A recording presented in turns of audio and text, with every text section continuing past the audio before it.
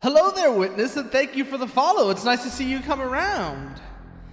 This, as I said before, is Frame Gride, a game I only very recently found out about because I had mentioned on Twitter that after Armored Core 6, Fromsoft should bridge the gap between that sort of fantasy and mecha, those like the two the fantasy and mecha games that they're very well known for. And then it turns out that they did back long before Dark Souls. They did it during the days of Evergrace. But then, on top of that, it was only released on the Dreamcast and only in Japan. It is the strangest game. It is the strangest game in terms of its release, but it's so pretty. I saw the intro sequence. I'm just going to play out this intro sequence for you because I'm pretty sure you already have seen this, Witness. But for anybody who might not have, this is something that has to be seen to be believed. Also, let me just make sure I do. I still had reverb turned on from the other day. Check this out. Check this out. You've got, this is, again, remember, this is 2001. It's maybe not even 2001. This might be 19. When did this come out? Holy shit. When did this come out?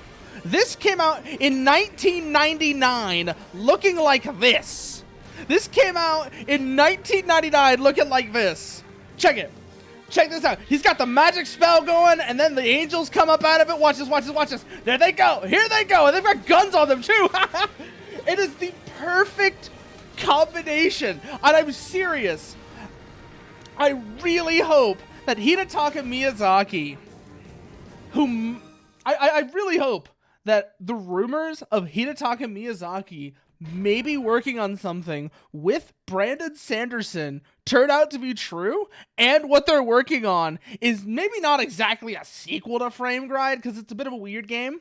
I tested it out a little bit, but I'm hoping it's in the same vein, because I know that in an interview back in 2016, Miyazaki had stated he really wants to make something in the vein of Aura Battler Dunbine. And looking at this game, and I think he actually even explicitly mentions this game. Which, how did I miss that? How did I miss that Miyazaki specifically mentioned Frame Gride by name as a future project he wants to work on? How did I miss that one? Seriously. It seems like something that I would have caught on to immediately, considering how much I had been hyped up on the concept of it. Because I had recently, and here's the reason why I bring it, here's the reason why I was kind of hyped up on this. So recently, I was in the Southside server, and Peony, if anybody doesn't know Peony playing Possum, she's lovely. She unironically loves terrible games, but she is adorable. I love her. She is super, super sweet, super great person. Also, one of the people who got me looking into Digimon again before I actually went and asked Sleipnir to show me how to play the card game. But anyways, she was showing a watch-along. She was running a watch-along of Vision of Escaflowne on the Southside Discord. I think it's still ongoing. I don't know how far along they are because I jumped in midway through and I missed the first few episodes. So I don't know where they are in that. But I will say, what I have seen of Escaflowne, beautiful. It's gorgeous. It's absolutely gorgeous and I love it. And it's also reminded me how much I love a certain anime, let's just call it a character design trope. There is a character design trope that I forgot how much I liked. Oh, thank you for that. Thank you for that, Merlin. Ooh, that is awkward. Thank you for letting me know about that. Let me get that real quickly. Stream manager. No, we are not playing Assetto Corsa. Thank you for that. I thought I had set everything up, but I guess I missed that part. So let me just fix that. There we go. There we go. Much better. Thank you for letting me know about that, Merlin. That's kind of awkward to miss. But anyways, as I was saying, so that's how I found out about Escaflowne. And Escaflowne, what was it? Oh yeah, character design trope that I forgot that I really loved. And this is a secondary thing relative to the rest of the series, but I have a very big soft spot for shoujo legs. And for those of you who don't know what shoujo legs are, shoujo legs refers to the tendency of shoujo manga and shoujo anime to draw their particularly protagonists very long-legged. And yes, they are, Witness. They're absolutely beautiful. And yes, the AC is real.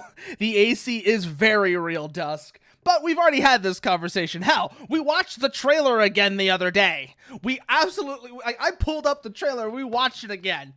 But anyway, so this is Frame Gride. And Frame Gride... The other series that Frame Gride reminds me of, and it's one that is more recent, and one that I don't have as much knowledge of, is Knights and Magic. I probably at some point I'm gonna want to go back and watch Knights and Magic or whatever, because I've seen it in Super Robot Wars. Because again, Slept-Ear was playing that, and I've got to say the opening for Knights and Magic is just fun. The opening is fun. Like, I'm just gonna play it for you a little bit so you can see what I'm talking about here. Da, da, da, da, da, da. I don't know this opening at all, but it just sounds fun. It sounds like it sounds like you're going off on an adventure. Da, da, da, da, da, da, da, da, da, da, da, da, da, da. Like, it just... You see what I'm talking about? Like, it is... diametrically... Yes, it was, Dusk. It's one of, like, 3. There might be more, but there are 3 that I know of. Two of which are significantly older. I think so. There's, in order from oldest to most recent, I believe it goes Aura Battler Dunbine, which was late 80s, I think? Let me check. I'm going to be talking about this. I might as well check to actually see when these things came out, because that's kind of important. I'm guessing that's kind of going to be important here, is to know when did these come out and when did these come out? So we're going to start with Aura Battler Dunbine, because that's the one that I believe came first. Yeah. Aura Battler Dunbine ran from 83 to 84. Then Vision of Escaflowne ran from, and that's the anime specifically. I mean, I'm not even looking at mangas or light novels or anything like that came first. I'm just looking at when the animes ran, because that's how most people know about these things. So I'm looking at these real quickly. So yeah. Okay, so... Oh, hey, Barak! Thanks for the raid! Nice to have you here! I am currently, before we get into Frame Gride, talking about a bit of the history of what you might call the fantasy mecha genre, and how getting reintroduced to one particular work from it, The Vision of Escaflowne, led me to this game, because I did not know what this game was about. I knew the name, I had seen the title before, but I had no idea what it was about. And before this, I had mentioned that I thought it'd be cool if after Armored Core 6, Fromsoft went and basically bridged that gap between their fantasy RPGs and the mecha series by doing a sort of fantasy mecha game. Then one of my followers reminded me that they had in fact done such a thing, but it was only in Japan, and it was only released on the Dreamcast. So while we're doing this, I'm going through some of the background. So we had just talked about Aura Battler Dunbine, which was the first of these that I know about. It's the earliest one I know about. There may have been other ones before it, there may have been others between that, but the big 3 fantasy mecha anime that I know of are Aura Battler Dunbine, The Vision of Escaflowne, and Knights and Magic. If you had been here earlier, you would have heard the openings for 2 of them, because I used the opening for Vision of Escaflowne as the loading screen intro music, and then I had also gone and played a little bit of the Knights and Magic opening, because it's just so much fun. It is a fun opening. It makes you feel like you're going to go off on an adventure. It is, and I was talking about like the order they came in. So first was Aura Battler Dunbine, which ran in the 80s, and was also one of the early isekai works on that note as well. I want to say, I don't think it was the first. I don't think it was the first to get big either. I'm pretty confident of that. But it was early isekai in the 80s, in the early to mid 80s, 83 to 84. That was pretty well known, or it looks really good. I think it is as well, Dusk. Yeah, it is. It absolutely is. It is an isekai. Here's the thing. Isekai is not inherently bad.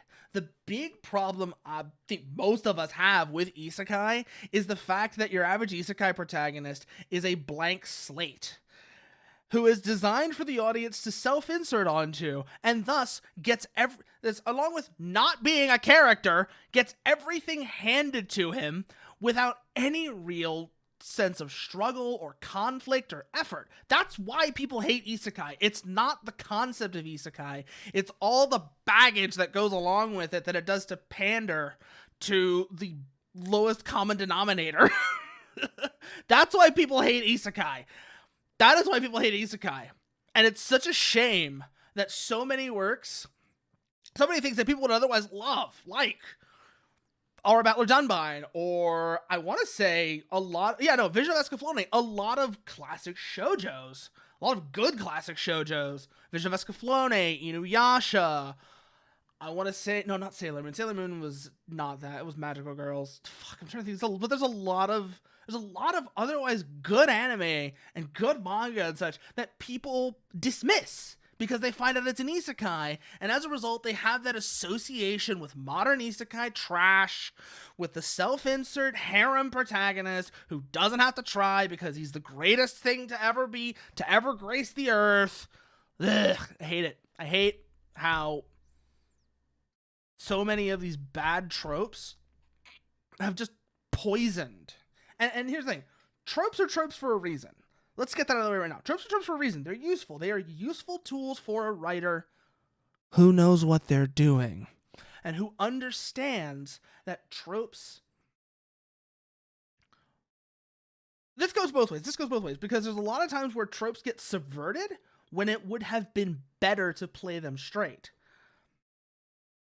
But this is the thing. Tropes are tropes for a reason because they're an easy shortcut for a writer to build a connection with an audience.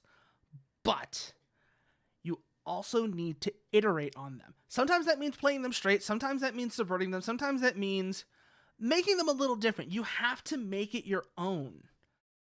And a lot of that means, frankly, giving it its own identity. Because if you're just going to create a self-insert protagonist, and here's the thing. If you're going to create a self-insert protagonist that gets everything handed to them, it'll sell well. The lowest common denominator, here's the thing, that's the thing. If you're just looking to sell, that's fine. But if you're looking to make something that people remember, that people buy merch for on its 10th anniversary, or even its second or third anniversary, that's not going to work. It'll sell at the beginning because, like I said, it appeals to the lowest common denominator. But after that, good luck. Good luck. You're fucking screwed. Ugh.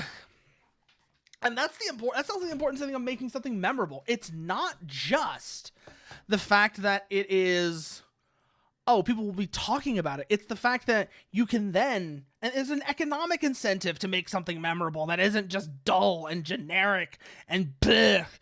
It's because that way, when it comes around to, like I said, a 10th or a 10th anniversary, or even just any significant anniversary, you can sell merch. Why do you think Armored Core's Armored Core had a 20th anniversary. And by that point, it had been 4-5 years since the last game came out. And they released an album OST, an OST box set containing all of the game soundtracks, along with remixes and new original music by Frequency, the sort of band in Fromsoft that works under Kota Hoshino. That thing got sold out super quick.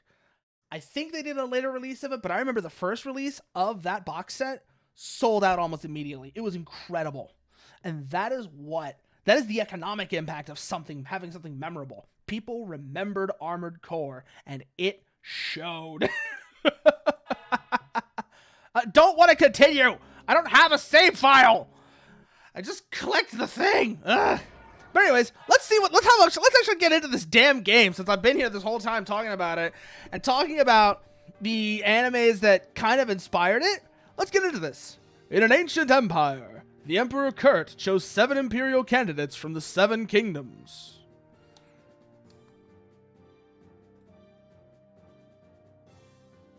Oh, shit, oh. I forgot how nice the art for this was.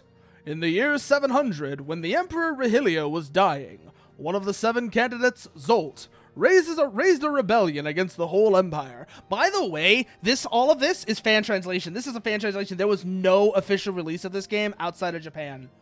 Zolt joined forces with the 9 fallen knights and defeated the other 5 imperial candidates. Only Melange survived. PS1. This is not PS1, Witness. This is Dreamcast. But yeah, no, a lot of the same, that era. You're right about the era. Melange brought hope. However, he was an old and sick archbishop. He summoned a knight in order to entrust him the last hope. You're absolutely right, though, about this era, which is this whole pre-rendered art like this, even though this was on the Dreamcast rather than the PS1, is evocative of a time period. I bestow upon thee the honorable title of Knight of the Realm. That sounded more like Vegeta than an old man. I bestow upon thee the title of Knight of the Realm. Legend of Dragoon. Okay, I don't know dick about Legend of Dragoon, but I vaguely recall Legend of Dragoon has nice art direction, has a really nice art style. I don't remember anything else about it. Let's write your fate. You must choose with wisdom the parts of your squire. Okay. I don't know what the hell any of these mean, by the way. So, you'll see how it lets you choose the parts. I don't know what the fuck any of this means. Choose a head. Sword collar, bolt head, knight mask. I don't know what any of these means. The game doesn't tell you. So let's just roll. Let's just fuck it. We ball. We're going to pick ones that sound cool. And hopefully at the end of that, that gives us something worth a damn. We'll find out.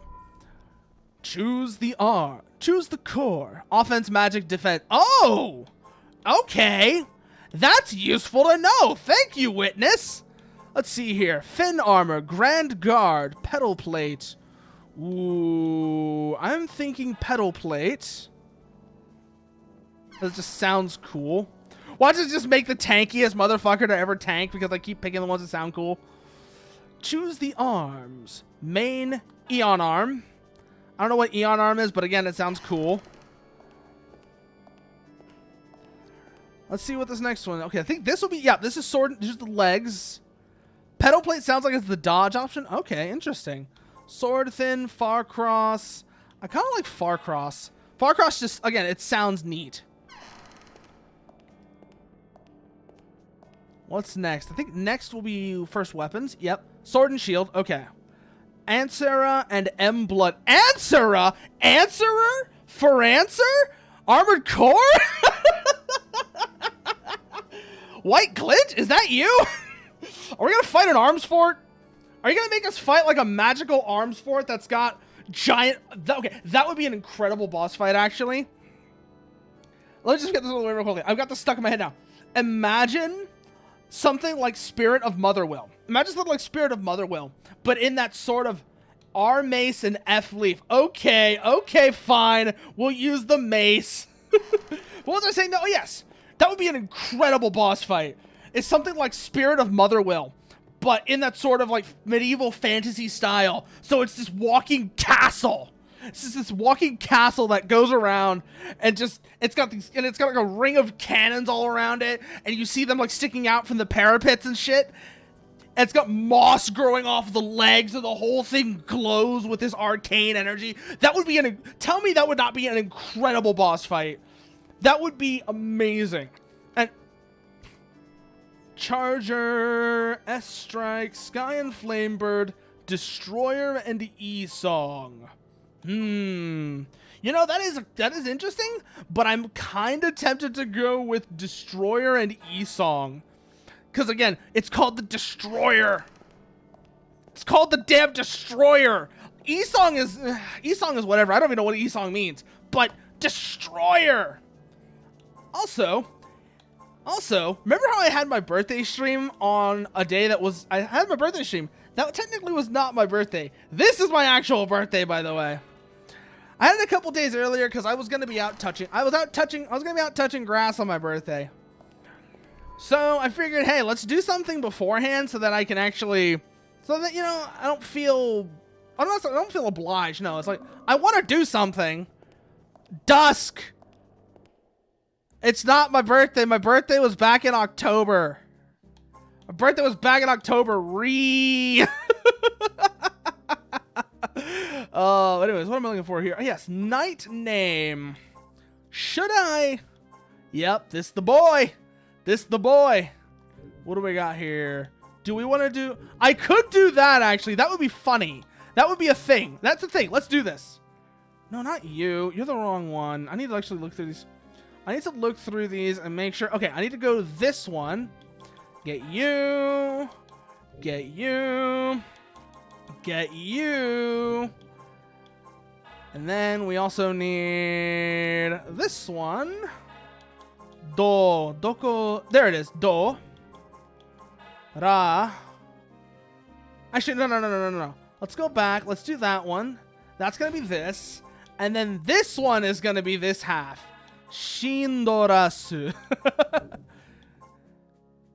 Shindorasu. Because I'm a jackass like that. Because I'm a fucking weeb. Of course I'm going to do something stupid like this. What do you don't, if you didn't think I was going to do something like this, you don't know me.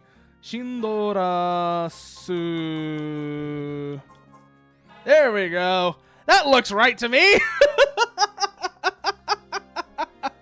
Oh, don't worry, Dusk. This game's going to get way more confusing as we go along. So what I have discovered is this game actually has a surprisingly deep melee combat system. It's janky as hell, but there is a lot of depth to this. Let me give you an example of what I mean. This isn't going to be the greatest example because we're just going to go straight into like the training match against the dummy that doesn't fight back, but it'll give you an idea of what I'm talking about.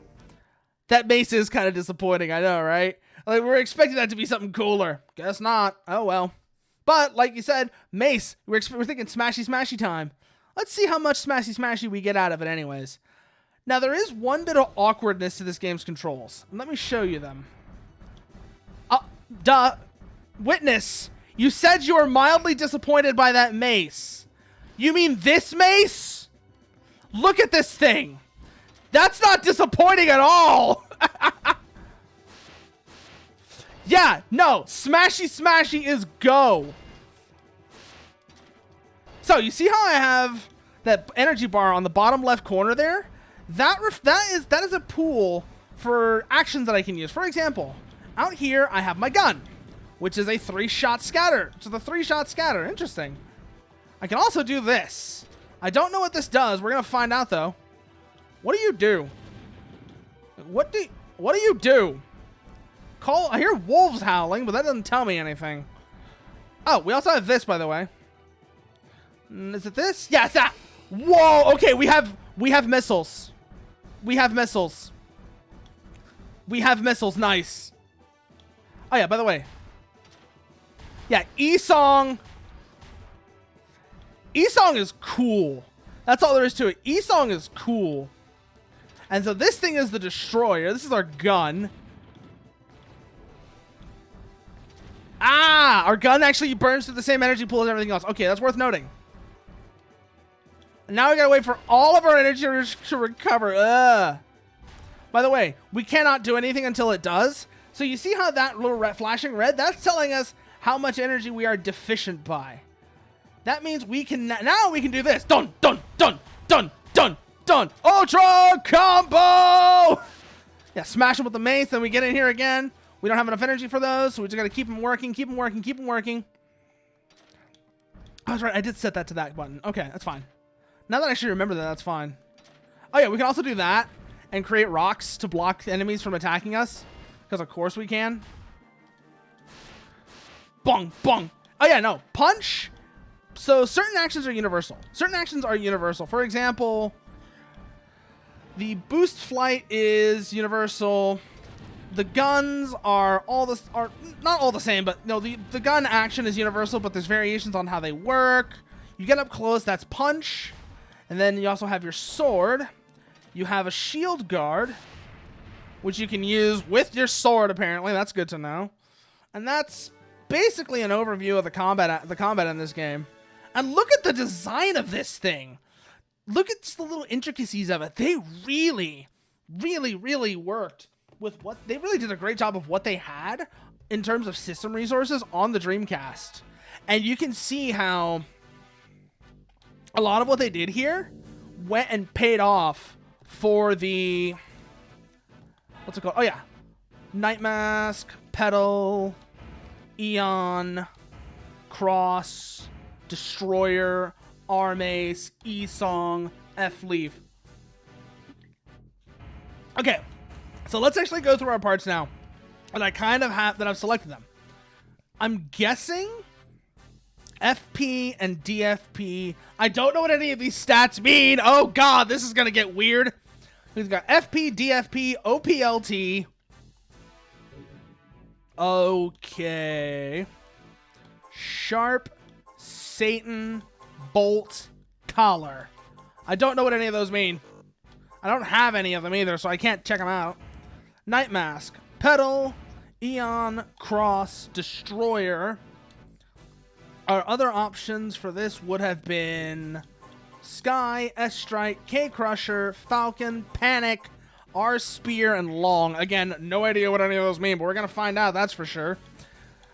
Armace, our options here would have been Valmon, Raviton, Excalier, Dirain, Manil, Grovig, and Sarah.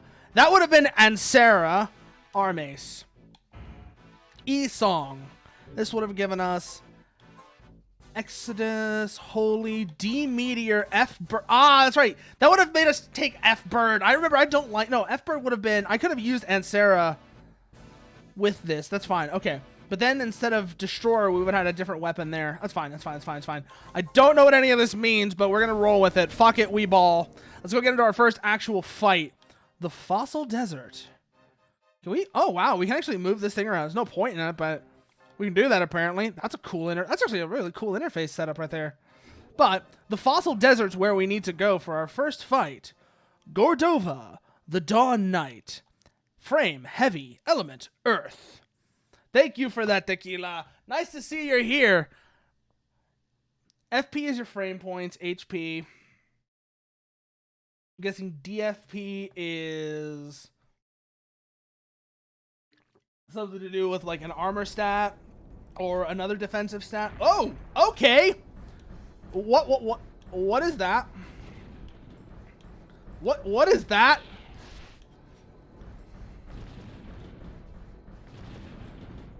Ooh, we got him. Yes! Send out the E-Song, and let's go beat his ass. Bailiff, whack his pee-pee. We gotta hit him first. Come on, get back here. Get back. Don't run away from me, coward.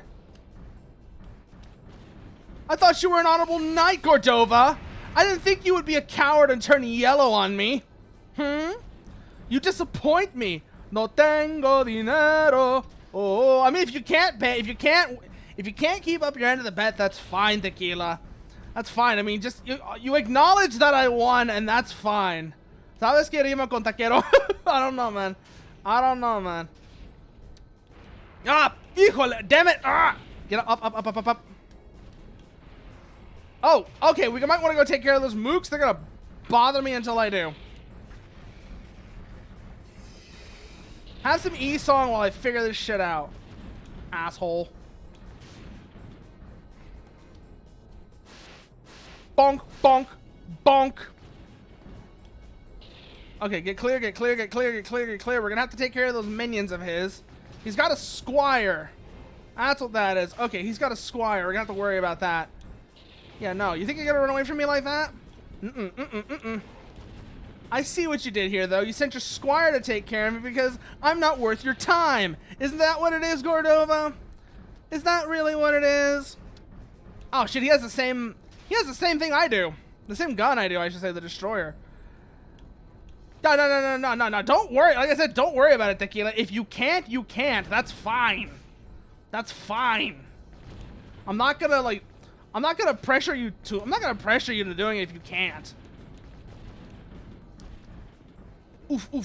Get back. I don't have a squire right now, so keep that in mind. Get in there, get in there, get in there, get in there, get in there. Ah, shit, we missed him, we missed him. Back, back, back, back, back, back, back, back, back. Let our energy recover a bit. DFP enhances your overall defense. The stat below is how much damage that part can take before it becomes non-functional. Then for your head, the next stat is your ability to detect enemies with your lock-on/alert icon. Okay. Again, that's why it's handy to have somebody who knows this game here. That's why it's really handy to have someone who knows this game here. Nice to see you here. This is for the Dreamcast, Tequila. This is a Dreamcast game. It's called Frame Gride, and it's something that Fromsoft made at the end of the 90s. Oh, you have a game. Okay, good. Either way still helps. Somebody looking at a guide. We're basically playing this like we're basically playing this like keep talking and nobody explodes, and that works for me. That works for me. Okay, let our energy recharge. Let our energy recharge. Get everyone. Get everyone. Let's take care of the Squire. It's gonna make our life a little bit easier. Get over here. I'm not done with you. Can we get in there? Can we get in there? Can we get in there? Shit it. No, we jumped over him. We jumped over him. Pull our boosters back on. Pull our boosters back on. We didn't have enough energy to engage him anyways.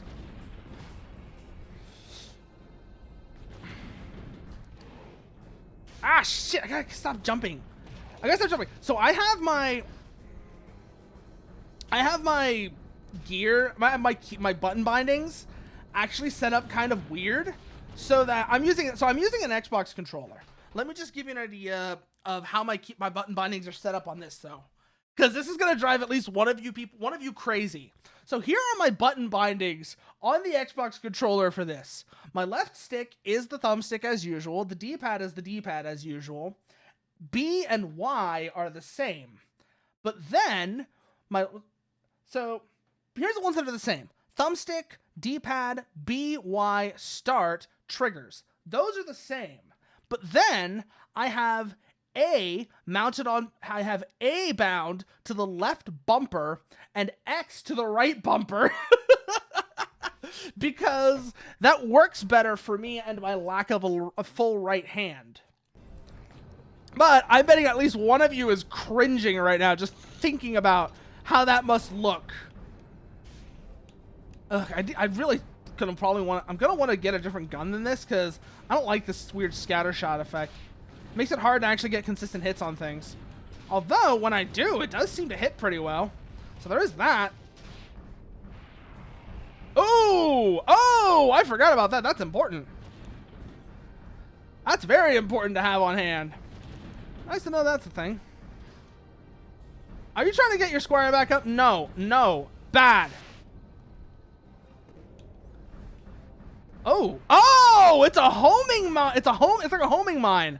I kind of like the special effect, actually. That's cool. Now that I know how it works, that's, ow. He has the same one I do. I got to remember that. That is not fun.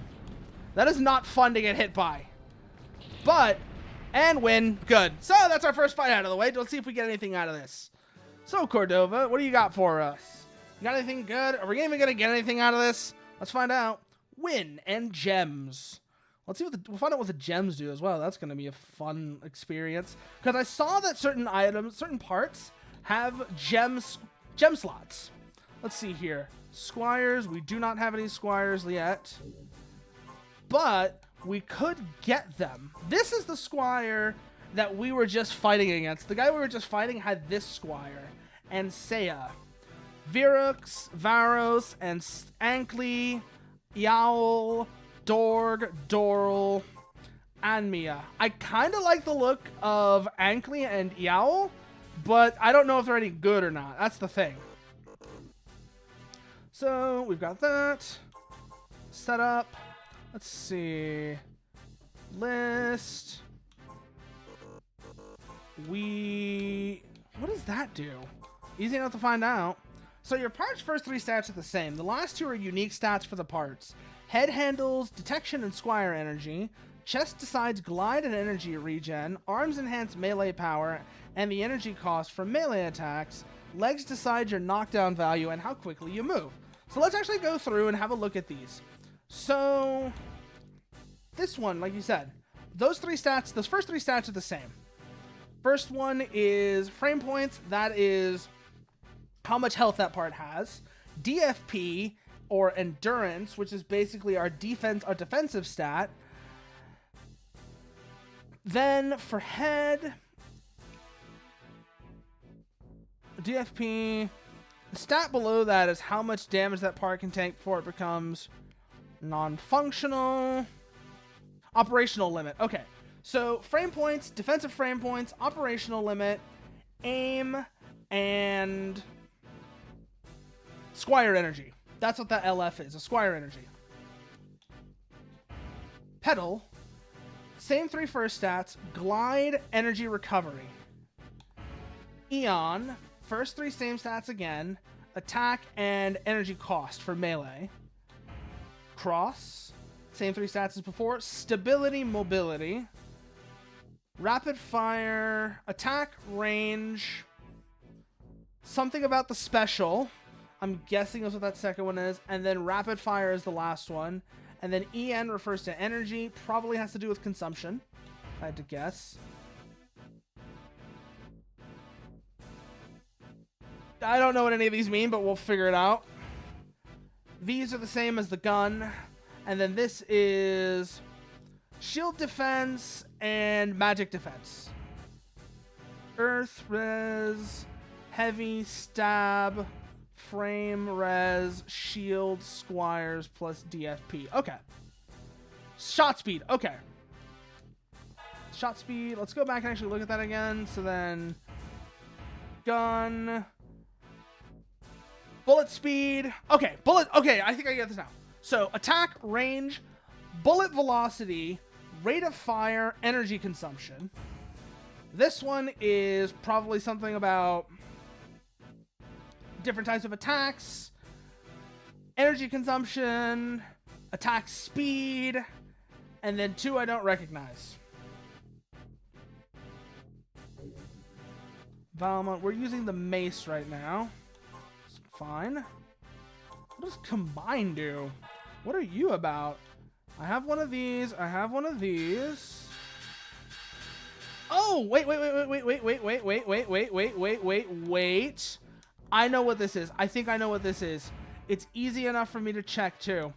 So I'm not liking the destroyer. What else could we get? 1 green, 1 red. We have, so that could get a sky. We could try sky. Distant attack, distant range, close attack, close range. Okay. Useful to know. What was I looking at for? Oh yeah, that's what I was looking at. So combine you. I want to do this. I want to make sure we do this right. So let's go back to setup. Let's look at the list and hope I'm correct on how this works. So green left, red right. That's what I was trying to remember. So that's correct. That's correct. Done. Sky. Yes. Combine. Let's see what this boy can do for me. Hopefully it's more usable than the last gun we were using, because I'm serious. I don't think I like the destroyer. Done. So we go setup. We go destroyer list. We go sky. Let's see how this thing behaves. Training. It does look a lot like standard gun, but if Armored Core has taught me anything, it's that you don't underestimate standard gun. People gave rifles, people give rifles shit the first time they play that game, and then you realize just how useful the damn things are. So we're gonna see just how useful this damn thing is. Oh yeah, no, immediately. You were right about it being standard gun, and that makes it a lot more intuitive to use, which is seriously an underestimated quality. That's that. That's that. And then there's also, oh, that's right, we can also do this. Well, we need more energy first, but once we get our energy back, we can do this. Also, you should see what that thing does once the guy runs over it, once we get into an actual fight. Literally designed to work. It absolutely is. It's not designed to be quirky or weird or anything. Oh, that's cool. That is instantly cool. That is instantly cool. That is instantly cool. That is instantly cool that we have the ability to do that. So, go airborne. Pop our boosters whenever we can so that we are not stationary. Being stationary is death. That's another thing. Oh, wow, that does a ton of damage. That's meaty right there. Remember, I have that. Have that as well. Mace's distant attack is its strong point. Yeah, no. I believe it after seeing this. Look how much damage that does. That's meaty. That's absolutely meaty. I love that. Look at. Glide and do it for me. Okay. Become the magical girl. Okay. We'll see what I can do about that. Ah, I can't do it while I'm airborne. Ah, shit. Okay, fine, I guess. I can't do it when I'm airborne, but that is super meaty. That is great. I guess I gotta kill him. Okay. Okay, donk. Then we knock him back into it. Oh, let me check that actually. If I can. I probably don't have enough energy. Let me try that again once I get more energy. Let's try that again real quickly. No, I cannot. That is bullshit. Okay, so you have to stop to fire them. That is bullshit. That is bullshit. I do not like that.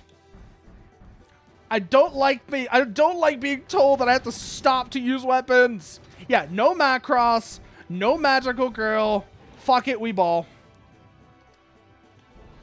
Fuck it, we're gonna ball though. We're gonna ball. We're gonna ball. Fuck it, we ball. Donk. Ah, we're too far away. We're too far away. That is still extremely good to know about. That's how that works. Also, donk, donk, donk.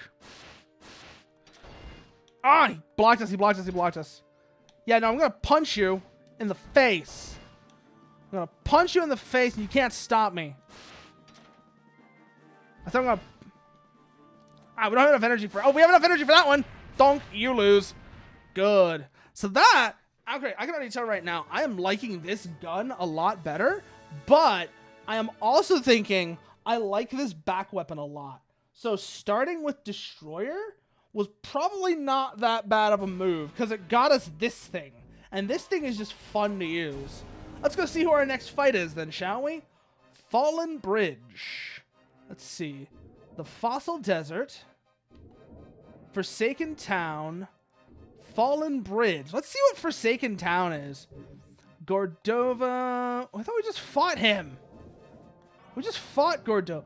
Unknown, the Cub. Frame, medium. Element, earth. You're new. Also, I love the way that they've done their style up like that as tarot cards. That really just feeds into this whole idea of these being like magical engines. It's such a good aesthetic. Seriously, it's just such a good aesthetic. Let's go kick his ass. Oh, no Squire. Okay, that works for me. Hey, watch this. Yo. Get back here. We're not done yet. Are you trying to do the thing that the last guy tried to do where he hit me with the magical floating mines? You should know that's not gonna. Oh, there's a Squire. Oh, that's a cool looking Squire. That looks like straight up just like an MT. That looks straight up like an MT in the best possible way. Oh, okay. It does that. It does that.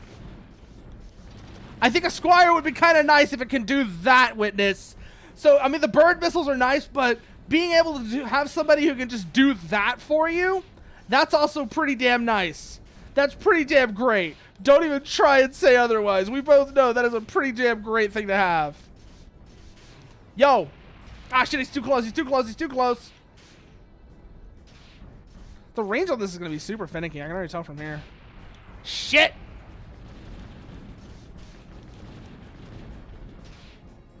Punch you in the face. Get back, get back, get back, get back, get back. We need to let our energy recharge once we do that. We should fuse. Yeah, we should definitely fuse a Squire up at some point. We're definitely going to want to do that next. And I think I know which one we're going to want, too. I don't know either, Dusk, but it's pretty cool. It is a pretty cool game. Don't lie. It is a pretty damn cool game. Isn't it? Ah, shit. We messed him. Can we get him? Can we get him? Can we get him? Nope. Okay. But holy shit. When that does connect, it's meaty. Let's see if we can't get him into a trap and work it from there. I feel like we might be able to do this. Okay, we get the squire to fall into the mine. Yes, we did! Die, suffer, perish. Oh, that squire's having a bad time now. That squire is having a bad time. Let's get him. Let's get him. Let's get him. Let's get him. Let's get him. Ah, shit, we missed him. Back. I just realized, by the way, that at the end of the fight on the win screen, that shows us what gems we got. So we should probably pay attention to that afterwards. Down goes his squire. Let's finish him off.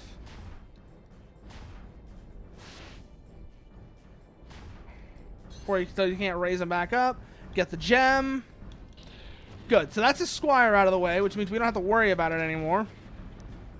I really don't like that screen artifacting. I don't know what that is, but that is a weird little graphical error, and I don't like it. Let's fire some birds at him. Did any of those... Okay, a couple did connect. I was like, did any of those hit? No, a couple did. Didn't do, like, significant damage, but it did something, so that worked. I was up above it. Ooh, speaking of things that I've recently been looking at a lot recently.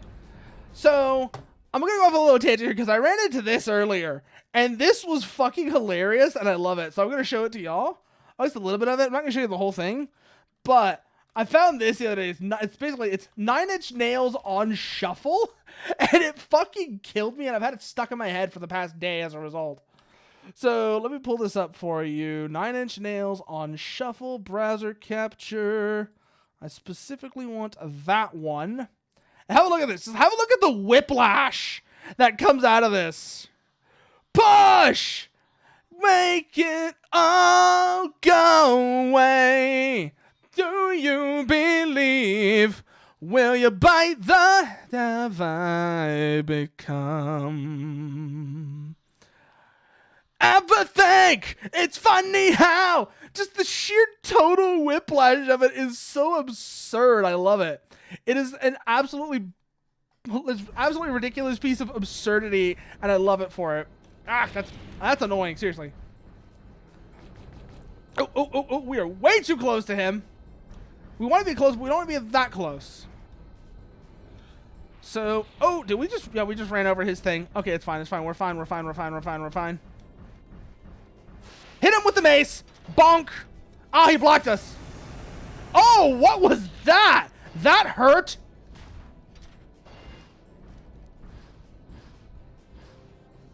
Oh, burning away. No. Get meatied. I love that attack so much. That's so good. Just how deep do you believe? Will you bite the hand that feeds?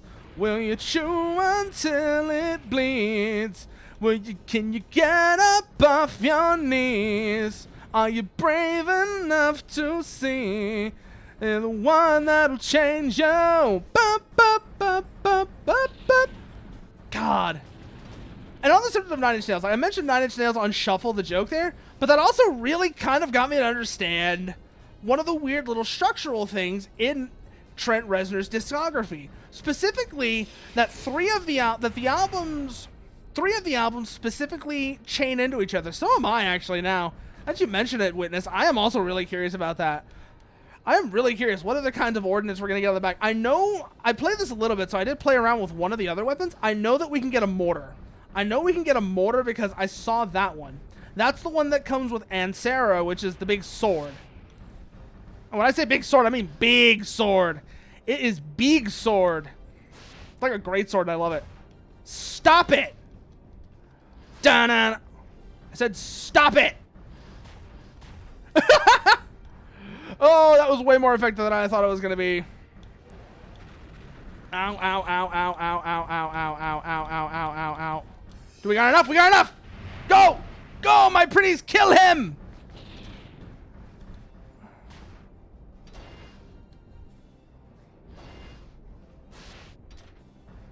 God, the way that melee works in this is kind of weird, but it's also, it feels really good once you get into it. The initial jank is definitely something that you have to get over, but once you do, that feels really nice, actually. Because there's a lot of depth to whether or not you're going to do a single attack, a chain attack, if you're going to punch to try and break their guard, or if you're going to go with the weapon for damage. It's actually it all plays together really nicely. I wasn't even expecting that to work. I wasn't expecting that to work at all. But hey, I'll take the win. We got another silver, a yellow, and a red. Let's see if that gets us a squire. I don't think it'll get me any of the ones I want. Then again, I actually don't even know which ones I want. So let's go have a look here. Squires, list. We've got a yellow and a red. Oh, there's more of them. There's more of them. There are, how many pages are there? 1, 2, 3, 4. 4 pages of squires. Keep that in mind. There might be more shit over here as well that we missed because I didn't think to check. So let's go do that real quickly. Not you. Yeah, actually, I'm going to take a look at you real quickly. E-Song. We already have E-Song right now. Exodus, Charger, Elder, F-Bird. Nope, this is only the 1 page. Let's go back to squires then. And then you said Dorg. Let's go have a look at Dorg. Dorg does look dumb as hell. We don't have all the gems for Dorg, though, so we have enough for Hamry, Harry's, Haidu, Merly, Merly is the one we just fought, which is 1 blue arrow and 1 gold. We have enough for... We don't have enough for Elcree or Larch. We have enough for Coover. And that's it. So we have enough to do either Coover or Hamri. Hamri is a glider fire. Coover is flying fire. I think we're going to go with Coover because I like how Coover looks better. So let's go... let's look at the squires again. Coover is... bow tie, arrow thing, and gold. Okay. So combine. No. Reese and Bosku. Okay, Reese and Bosku makes Coover. Combine, yes. Give me that squire. I want it. I want my squire so I can go and have him shoot at people for me. It'll be good. Trust me. It'll be fun. Done. Okay, back. Give us the bits. It does look like a bit. God damn it. It looks like a bit. It absolutely looks like a bit, and I love it. So, there's our bit. Let's see then. Battle. We just beat the cub in the fossil desert. Unknown, the mugger. Oh, I see what this is.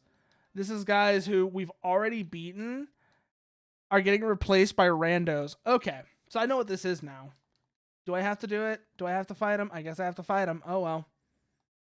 Well, sorry, mugger, but I guess you're going to die. I have a squire now, and I kind of know what I'm doing, so... Sorry? I guess? Not really, but I mean... Oh, I'm hitting the wrong order. Okay, I remember what I have to do now. Do I not have it equipped? Okay, whatever, fine. If you're not going to let me use my squire, that's fine. There's his squire. Why did he get his squire out? Did I somehow forget to equip the damn thing? Don't tell me I somehow forgot to equip the damn thing. Let me actually go look to see what the buttons for the... Because I have a guide as well. Let me look what the buttons are, because I might have missed something important there. Frame Gride. Oh, okay, I do see that. It's just not letting me use it. Okay, that's useful to know. It's just not letting me use my damn squire. Or otherwise, I'm forgetting what the button combo is. Let's just go look what the button combo is, because that might be what's going on here. I've forgotten what the damn button combo is.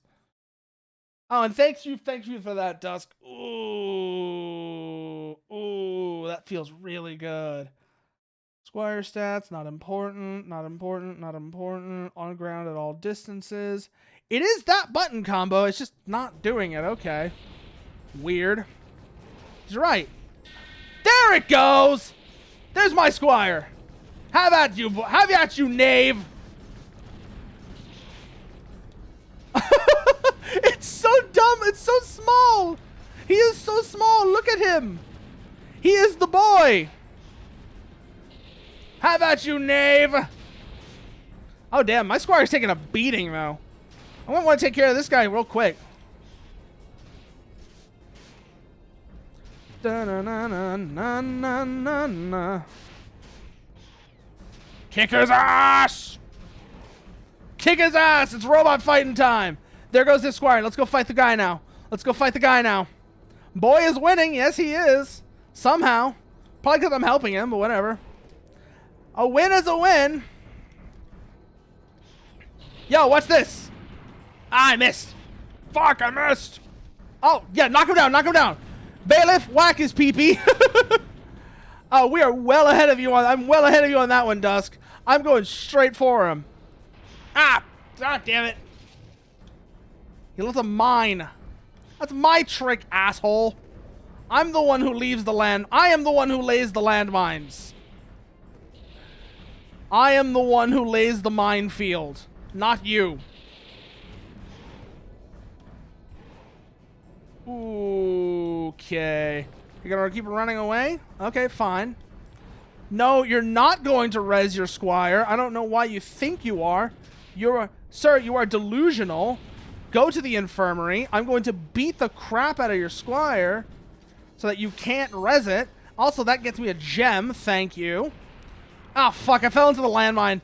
I fell into the landmine. Oh. Okay, that's useful to know. Full bit experience. Yeah, more couvers for the full bit experience. Or, what we can also do on the subject of squires is we could get, I forget what his name is, but there's another one as well that's a flying squire that's a bit bigger, and we could upgrade from bits to funnels. So what can I do about my squire? Obviously he's taking it out, which is not ideal. Funnels. Actually, I don't remember which ones are better. It's been a long ass time. I just know that there's a bigger flying squire than this one that has more firepower. So if bits are better than funnels, let me know. I don't know which ones are better. Funnels are the bigger ones. Okay. So yes, we could get funnels. We already have bits. We could upgrade to funnels. Can I do anything with this now? No, I guess not. Okay, no, again, we can't do anything with that. We're testing, though. Bits with the circle gun drones. Okay. Yeah, I didn't remember which ones are which. Ah, fuck. Don't fall into the landmine. Don't fall into the landmine. We did that earlier. That hurt. God. But anyways, I was talking about 9 Inch Nails, right? And I was talking about how the 9 Inch Nails discography, there's a group of 3 albums: The Downward Spiral, The Fragile, and With Teeth. And if you really wanted to, you can think of those 3 as the Addiction trilogy, where all 3 of them are about, they look enough like roses. Fitting.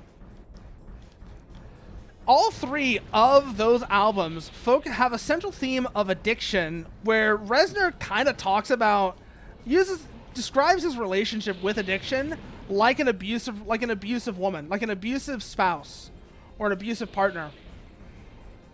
And each of the 3 albums talks about a different facet of addiction.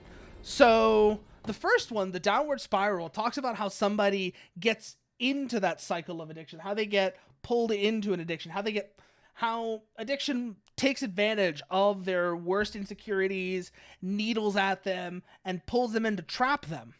Then you have The Fragile, and The Fragile talks about one of the things people forget about addiction, and that is that the process of recovery can be just as painful as the downward spiral that led to the addiction. The process of recovery can be extremely painful. This is why so many people that have addictions end up relapsing. Getting out of an addiction hurts. You have to face down all of those traumas and all of that suffering that led you to the addiction in the first place. And that is a deeply, deeply painful experience. And then finally, you have With Teeth. And With Teeth is kind of like the aftermath. It is looking at the ashes. It is seeing what you managed to save, what had to be burned, what had to be abandoned, and trying to put things back together after that painful recovery. And it particularly works with some of the songs on there, such as Right Where It Belongs, which on that video I was saying earlier about 9 Inch Nails on Shuffle is one of them. Let me just give you an idea of how Right Where It Belongs sounds, because Right Where It Belongs really just has that introspective, that sound of just introspection and reflecting on how just destroyed things are. Like, just this is Right Where It Belongs. Everything around you isn't quite what it seems. If the world you thought you knew was an elaborate dream, you could see your own reflection. Is it all you want to be? If you could see right through the cracks, would you? I don't remember the actual lyrics to it, but the point is that it's that introspection of looking back on on what you have lost because of addiction. And that is the big thing about the Fragile as a whole. Nope. Nope. I'm gonna beat you. I'm gonna kill you. Get over here. You're ugly. You're disgusting. I'm gonna kill you. Give me $200. I hit the wrong button. Okay, back. Remember, he's using, I think, he's using a scatter shotgun. We can take advantage of that. We can take advantage of his poor range and force him into traps. And if you see the animal in the caves that you built. Donk. That was perfect. That was literally perfect right there. That was beautiful execution. Where'd he go? He's over there. Got him. Let our energy recharge. Go for the... Ugh. Get around. These controls are super jank.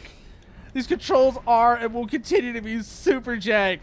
But I am loving the look of this game so far. The style of it and the actual depth that the combat system has are surprising. I would love to see a modern take on this, Miyazaki. Come on, do it. Don't be a coward. You want to do it. This is your best chance to do something like this. You have the reputation where people will trust you regardless of what you do. Give it a shot.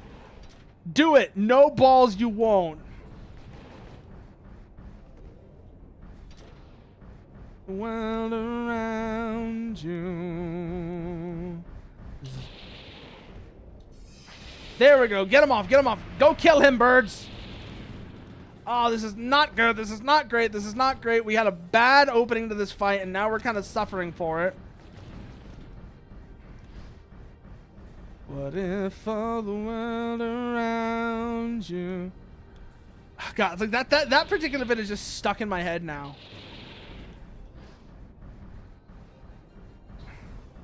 Got him! Get in there! Main reason I'm excited for Armored Core 6 is revival of mech strafe combat. Yeah, no, very much the same thing. It's so nice to have mecha games that aren't tank controls looking at you, mech warrior. And how that, like, how the tank control style of combat that is kind of a defining thing for the Mech Warrior series, admittedly, but feels so constrained and plodding, has been basically the only choice, the only option you had with modern games.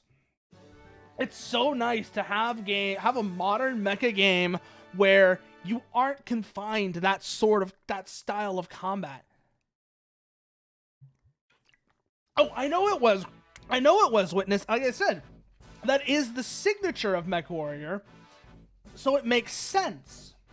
But the fact that you didn't have good options to the alternative, like Demon X Machina is an interesting game, but it's nowhere near what an Armored Core game could be. It's nowhere near what an Armored Core game could be. And the same goes for a lot of these other little fan projects. No shade to throw at them, but they're fundamentally limited just by their lack of resources compared to what Fromsoft can bring to the party. And it shows. It shows how so many of these people just don't have the resources to make something like this. Anyways, we're gonna look at Squires. So our Kuvor is back. Can we do anything with it? I don't think so. Let's see what else we could maybe build. We could build a... Hey! You remember mentioning Dorg, Witness? You remember mentioning Dorg? We have the materials for Dorg now. So we might be able to build one. Let's see what else we can build. We can build... So we could build a Dorg. We can build a Hamri. We could build... Not another Kuvor. We don't have enough for another Kuvor. So we can't do that. Barney, we don't have enough for. Elkree, we don't have any of the materials for. Gimo. Gistra, we are missing a green gem. Okay, let's build a Dorg. Let's make a Dorg. What is the materials for Dorg? Red gem, 3-point blue gem. So combine. And we want a Kuromu and a Firoth. And that makes us a Dorg. Let's see what Dorg can do for us. What can Dorg do for you? We're about to find out. Don't disappoint us now, Dorg. That was...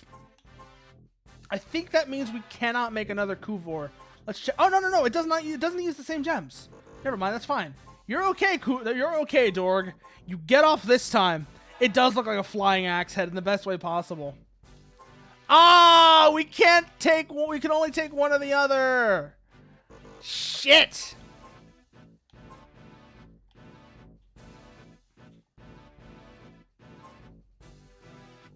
Squires.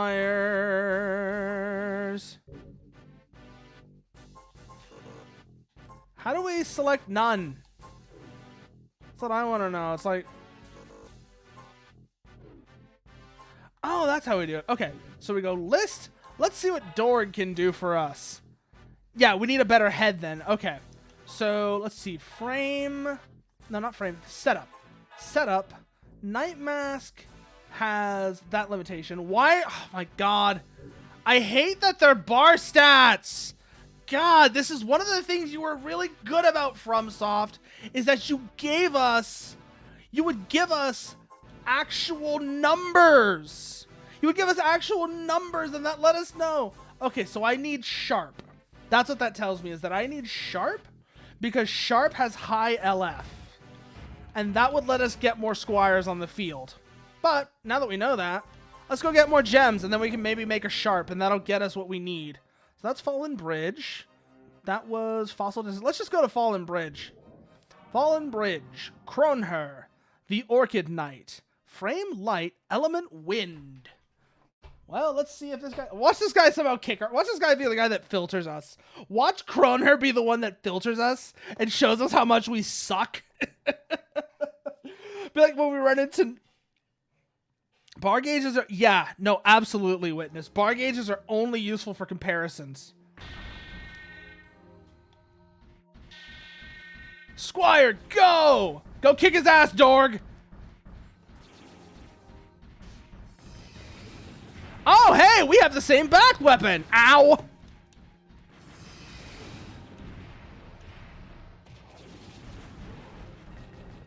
Where is he? Where is he? Where is he? Where is he? Where is he? Back, back, back, back, back, back, back, back, back. Ah, shit, we should have guarded. We should have guarded. We should have guarded. Go, come on, come on, come on, come on, come on, come on, come on. Also, I just noticed that the... Oh, so that's the other Squire we were looking at before as well. I just noticed that. That was one of the other Squires we were looking at. Go kick his ass, Dorg. Go kick his ass. That's the boy. That's the boy right there. Hit him with the shockwave.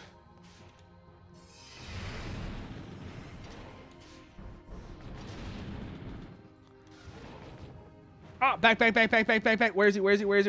There he is. Got him. Back. Where is he? Okay, we got him again. Pull back. Let our weapons recharge. We need to get some more energy charge. Our Squire's doing real good though. Dorg, damn, bro. Damn, Dorg. Go kick his ass. And go beat his ass. Okay. Pull back. Where's his Squire? Did his Squire just disappear? Oh, what is that? We don't want to get hit by those. I'm pretty sure we don't want to get hit by those. Yeah, I know, right? No, Dorg is completely unaffected. Bonk. Get in there. Punch him. Ah, shit, we missed. Dorg is barely damaged at all. That's incredible, Dorg. Yeah, go kick his ass. Kick his ass, Dorg. Where'd he go? Got him. Pull back. Hit him with the mace. Ah, shit, we missed. No, my birds are better than your birds. Try again. Where are you? There you were. What is that weapon he's using? I like the look of that. Vagabond fans when Musashi kills 50 motherfuckers and says something like, roses are... Okay, I don't know what any of that means, Tequila. You're going to have to explain all of that to me, because that just went right over my head. Just want you to know that went completely over my head. Like, none of that makes sense to me.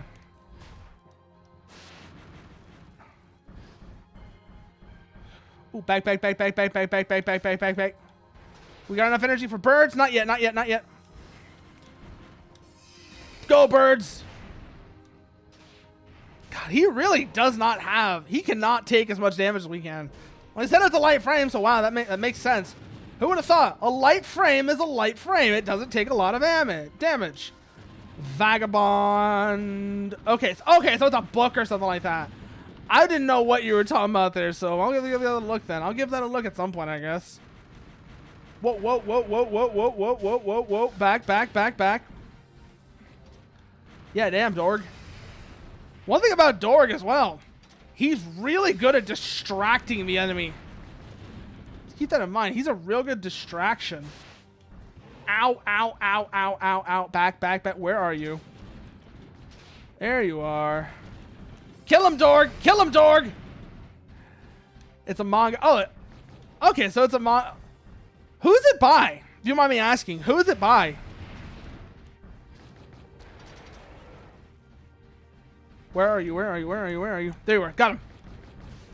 I just realized that we are actually using an Earth Elemental frame, or at least Earth Elemental equipment, against the Wind guy. We won! Hey, we won though, so hey, I'll take the win. I will take the W. I don't know what the elemental affinities in this game are like. I can probably go look. I've got a guide on my own I can go look at. Let's see if anything says here. Earth beats fire, fire beats wind, wind beats water, water beats earth. So the guy to keep an eye out for is going to be water. 2 bits over Dorg definitely sounds preferable, yeah. So let's see, what beats wind again? Fire beats wind. So yeah, having a fire bit would have been really useful there. So let's go here. Frame, no, not frame, setup. Setup is what we want. Equipment. Let's have a look here as well. First, stone. Stones are the pod-like things on the back of your mech. There are 4 stone slots in all. First stone defines the elemental type. Fire increases attack power. Water increases protection. Wind increases flight time. Earth increases endurance. So let's go see if we got... no flycast. No. Bad. Bad Dreamcast. Totally legit. We want setup. We want setup. And then we want to go... Where are you? Not that. We could go to our... This. List. And what can we do for stones? We could make a water stone, which would be interesting. Water increases protection. But I think out of all of these, what I would want is wind or earth. I already have earth. Wind or fire. I already have earth, which is our starting one. I'm thinking what I might do is go for a fire. So if I can get one of those green stones, that'll let me meld fire. Setup. Heavy. What do you do? Second, third stone. Increases fire. Increases attack power. Increases protection, armor and shield performance. Okay, this is actually kind of useful. These actually do explain themselves. Heavy is stability. Pure is frame points. Protect is resistance. Or... Yeah, okay. Smash is attack. Detect is aim. Ether is energy regen. Haste is mobility. Frame and protect do other things as well. I think there might be an error in the translation here because they say they do the same thing. But we'll see. I have 4 stones right now. I could go, like I said, for water. Or if I get one of those blue cross stones, I could go for fire. I don't know, fire. Green stone is fire. Blue cross is earth.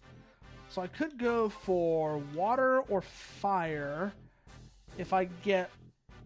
What was it? Was it 1 more or 2 more stones? I could go for water right now, or I could go for fire if I get 1 more stone. That is actually a really good question. So let's see. Earth beats fire. Fire beats wind. Wind beats water. Water beats earth. Let's go see what our next opponent is, and based off of that, we'll decide if we're gonna get what we're gonna get next. So Great Ravine. Ah, fuck! Water frame, get me out of here! Get me out of here, please! I'm scared. I want to go home. I don't want to be here. I want to go. I want to leave. Please. Well, let's see how much trouble. Let's see if he kills us then, because we're fighting water and we have earth. This is going to be unpleasant. I can already tell from here. Squire, go. Get in there and... Ow! This is not going to be a good time. I can already tell from here. This guy's elemental affinity is water. That's not good for us. I just shot at my own squire, damn.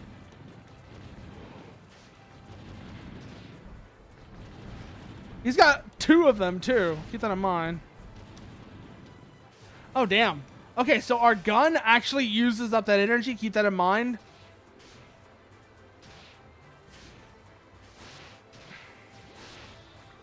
Ow. Ow, ow, ow, ow, ow. Get away, get away, get away, get away. Get away. Ah! Where's the knight at? Where's the knight at? There's the knight. Okay.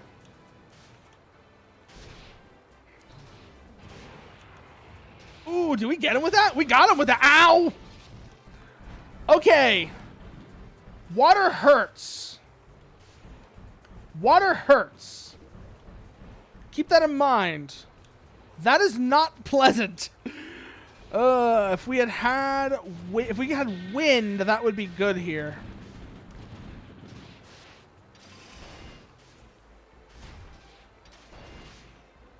I'm gonna beat your ass one way or another. Not much I am certain of. Oh my, okay. Get the hell out of here. Get the hell out of here. Can we? No, we can't. Can we? No. Do we do anything with this? No. Okay, we're committed, I guess. We are committed. Oh, let's try not to die. Whoo. Oh, wow. Dorg's still holding his own, though. Dorg's still holding his own. Worth noting. Worth noting. Dorg's still holding out. Ah, shit.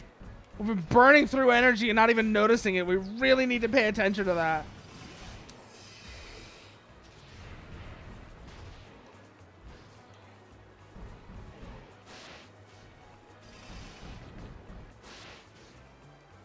Okay, punches don't consume... Single punches don't consume energy. The combo punch does. But that's fine. Okay. Let's get out of that corner because that's going to get us killed.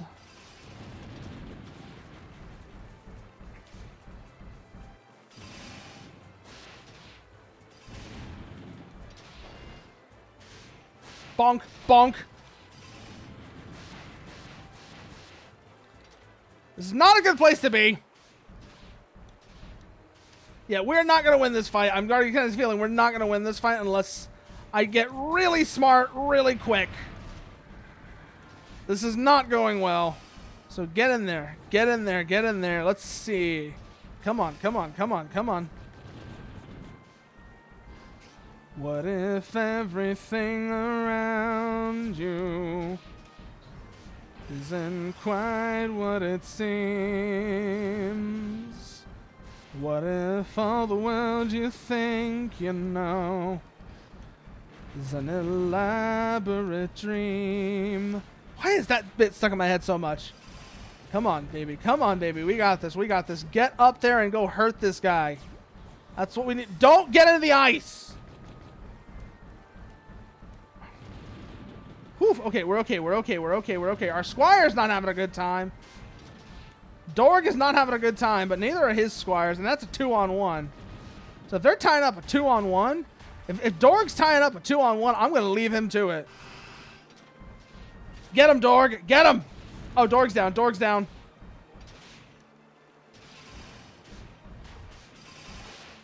Get him. Get him. Get him. Oh, shit. Here come the squires. And we lost.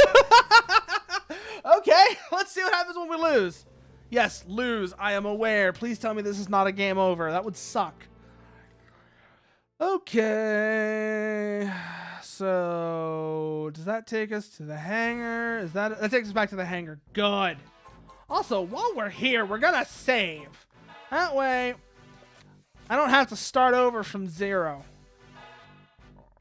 Yes. Saved. Okay. Squires. We were thinking we'd stick with, rather than 2 Dorgs, the Dorg get 2 Kuvors, which is entirely doable. Let's see if we have the gems for it. No, we need 1 more. Okay. Also, while we're at it, we're going to see if we can't get a wind gem. I don't think we have the materials for a wind stone, but we're going to look. Earth is what our current one is. Wind requires 2 of those double diamonds. We don't have the materials for that, so that's probably not. That's not going to be on the cards for us. So let's see, what else could we do? We could do is go see who else is around. I know he is water and will kick our ass. That's probably some rando. Forsaken Town, Kronher, the Orchid Knight. We could. That's Wind, Gordova. We could do is actually get a Waterstone and go bully Gordova for gems. That could work. Let's see if that lets us grind gems out good. If it does, that's handy. So let's go set up. Go back to our stones. We're going to swap this one out for a water one, which is 2 Reese. Combine. Reese, water. Yes, I'll take that. Give me a water stone, and then we're going to put that water stone on our back, and we're going to go bully Gordova and see if that lets us do anything useful here. So frame, water, heavy, frame, shield. Okay. We're going to go battle. We're going to go to... not you. We could probably fight you now on somewhat even terms. But we're going to fight Gordova and see if we get anything out of it. If we get nothing out of this, that wouldn't surprise me. The game would be like, you're not going to be able to sit here and grind. You got to go through it. But, hey, maybe we'll get lucky and it'll let us. So, Gordova, the Dawn Knight. Frame, heavy, element, earth. We've already fought him before, but seriously, I love the style of these tarot cards. They look so good.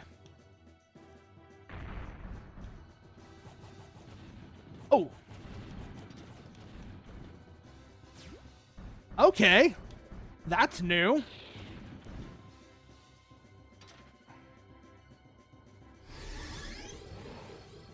Oh! Okay, so our shield is new as well. Our shield has changed as well. Go! Go, Kuvor, go! Kick his ass. Ah, that looks cool with the fountain effect. That is a cool effect. That looks good. That just looks good now. Bonk! Damn, that's good.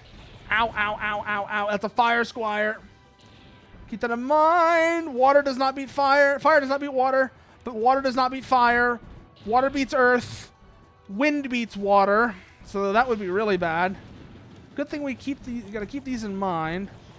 Water beats earth. Earth beats fire.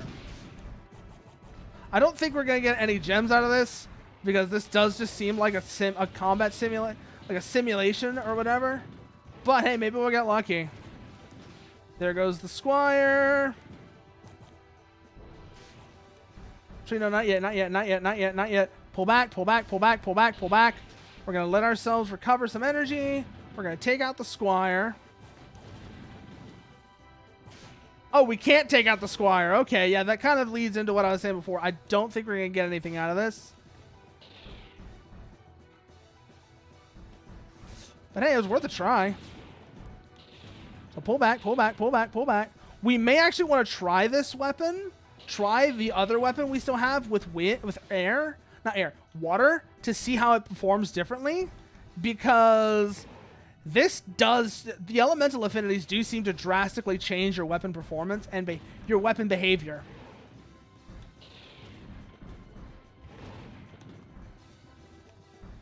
Worth keeping that in mind.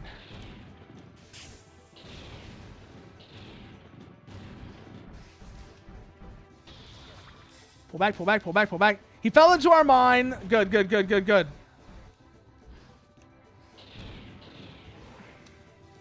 We don't have enough bird. We don't have enough birds. Back, back, back, back, back, back, back, back, back, back, back, back, back. Get back into the fight. Get back into the fight. Where is he? There he is. That's the squire.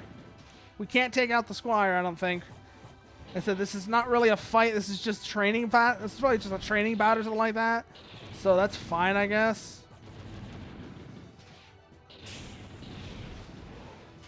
Ooh, our squire is not happy, though. I'll tell you that much right now. Kuvor is not happy right now. I just noticed that.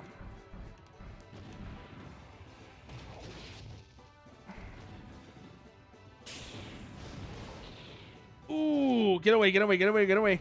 Elemental affinities are kind of a wonky thing designed for a game designed for online multiplayer, though. I guess you can make your squire selection based on cat. That's probably a thing, yeah. Like, if you know you're going up against a guy who uses earth affinity, you set up your squire so that... You set up your squire so that it's a water squire. Oof! Ow! Fuck! Get up, get up, get up, get up, get up, get up. Where is he? Where is he? Where is he? Where is he? It is kind of strange, though. I'll say that much as well. The elemental affinity mechanic is kind of an odd one. Shit! We burned our energy on that distant attack when he closed. That was not good. Doot, doot, doot. Get back here!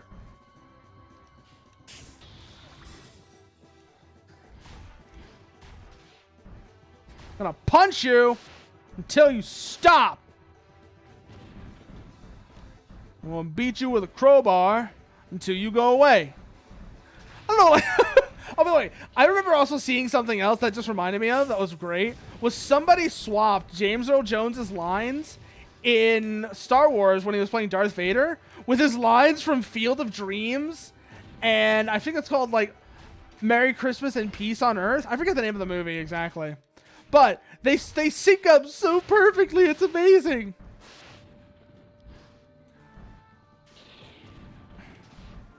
Get in there and finish him off. Finish him with the...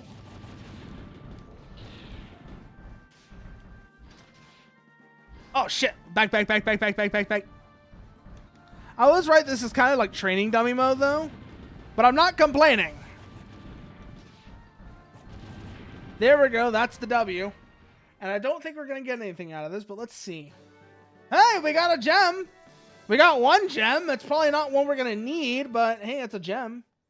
Let's see what that does for us. So what we kind of want to do is wind, because wind will let us do some... Will give us an advantage over the Axe Knight. But let's see. Where is our elemental gems at? Water is our current one. That does not help us at all. Because, like I said, what we want is wind. Wind, like I said, will give us an advantage over the Axe Knight. So instead, we're going to go to Fossil Bridge, the Fossil Desert, the Mugger, Frame, Light, Element, Earth. Oh, this will be easy then. The Mugger. Yeah, you're going to have a bad day here in a minute, Mugger, because we seriously do have the advantage over this guy. We beat him before when we were using an Earth frame, and he was an Earth frame. Now we have a Water frame, so we have the elemental typing advantage, and we've beaten this guy before. So let's go. Where are you? Where are you? Where are you? Get back here. I'm not done with you. Have some birds.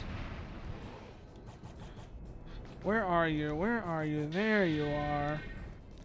Oh, you're bringing out your squire? Okay, cool. Let me bring out mine, too. Mine's cooler. I said let me bring out my squire, damn it! Let me bring out... There we go! Come on, Kuvor. My squire is cooler than your squire. I think it's the all or nothing thing for elements for me. If you have a weapon affinity, all your weapons are now damage type instead of having weapons that...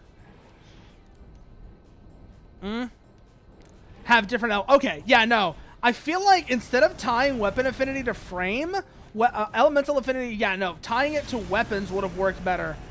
What the hell was that? What was that he's been hit? What was that he just hit us with? That was... Let me see if I can find that. LRBY. Okay. Interesting. Remember we can do that. Oh. Okay. That was a thing. Don't quite see what it did for us, but useful, I guess. Also, nice job kicking his ass, Kuvor. Nice job kicking his ass. Shit, we need more energy. Get in there close, get in there close, get in there close, get in there close. Come on, come on, come on.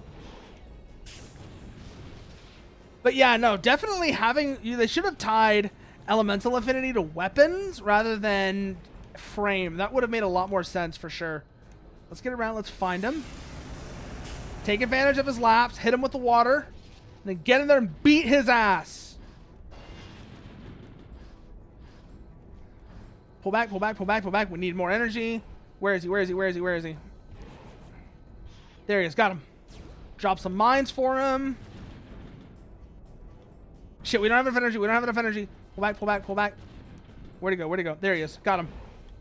Pull back again some more. See if he falls into... There we go. That's what we needed. Take the opening.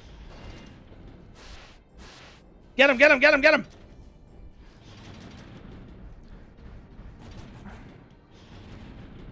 Where'd he go? Where'd he go? Where'd he go? He's behind me. He's behind me. Down, down, down, down, down. Turn around, turn around, turn around, turn around, turn around. We got him. We got him. We got him. We got him. We got him. Hey there, Coat. Thanks for the raid. For those of you who may not know, you can call me Furo. Due to incidents involving necromancy, my soul has been bound to this armored frame.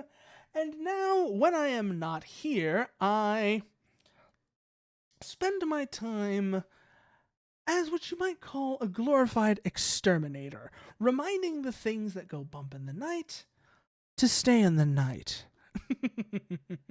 But how are you doing, Coat? How are you doing? Also, I just realized I need to give 2 people shout-outs because I got another raid as well. So let's see. What were you up to, Coat? You were playing Deadeye Deepfake Simulacrum, and I also need to go back and give a shout out to Varag. I don't know if they're still here or not, but if they are, I apologize for waiting so long. Metro 2033. Okay, Varag, I'm going to ask, was it the OG Metro? If you're still here, was it the original Metro or the Redux? Because I do very much prefer some little things about the original Metro, particularly its voice acting. Because one of the things that they did in the original version of Metro that they changed for the Redux is that the original version of Metro, whenever they had a child character, that was voice acted by a child. And then later on down the line, they changed it to where that was voice acted by a woman. I believe they also changed some of the weapon balancing and a few other minor things. But overall, because of some voice acting differences, that's like one of the minor ones. But I remember there are also some significant voice acting differences on characters that also change between the original and the Redux. So I'm going to ask, was this, if you're still here, Varag, was this the original or the Redux version of Metro 2033?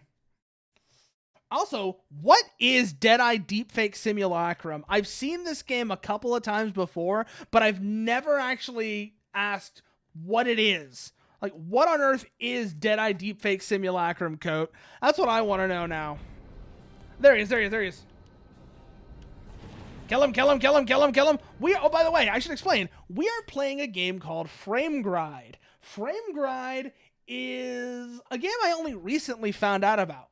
You see, this all started when I posted on Twitter that I think it would be cool if Fromsoft would bridge the gap between their fantasy RPGs and their mecha games by doing a fantasy mecha. And then somebody came and was like, "Hey, did you know they already did that?" And it's called and it's this game, which was only released in Japan and only released on, of all things, the Sega Dreamcast. And it's good. It's incredibly janky. It's old FromSoft, so yeah, it's super jank, but it is good fun as well. Like, seriously, I am really enjoying this. I think this is our 4th or 5th fight at this point that we've done, and it's been great fun. Where are you? Shit, we don't have enough energy. Let our energy recharge because we've been spamming off shots. Ah, shit, that didn't hit anything. Top-down cyberpunk game made by a single dev, mostly with an absurd amount of gameplay. Okay, I might have to give that a look then. Thanks for letting me know about that, Coat. Come on, just step in the mine. You know you want to. Just do it. I'll put another one down for you. That way if you try and get out of that. There we go. Get in there and beat his ass. Your class choices can full-on change the... Wow. Okay. That's one way of just that's radical. That's quite radical. Damn. You're not kidding about this game having an absurd amount of gameplay if that can happen. Get back over here. Where is he? Come on, baby. Come on. Pull back around. Can we hit him with... No, we missed him. I think we just totally missed. Oh, he took out our Squire. Just realized, woof, that was almost bad. That was almost bad. Come on, baby. Come on. Also, let's go desecrate his Squire's carcass so that we can get the gems from it. That'll give us some resources to work with. Hey, that's the exact gem I wanted. Because that'll let me do fire. And although fire does not beat water, my build of choice was effectively playing Katamari with guns, using psychic power to pick up each gun dropped by my foes and fire. Okay, that sounds silly in the best way possible. I probably should play this then. If you could do shit like that, I should probably play this game. That sounds like a grand old time. Shit!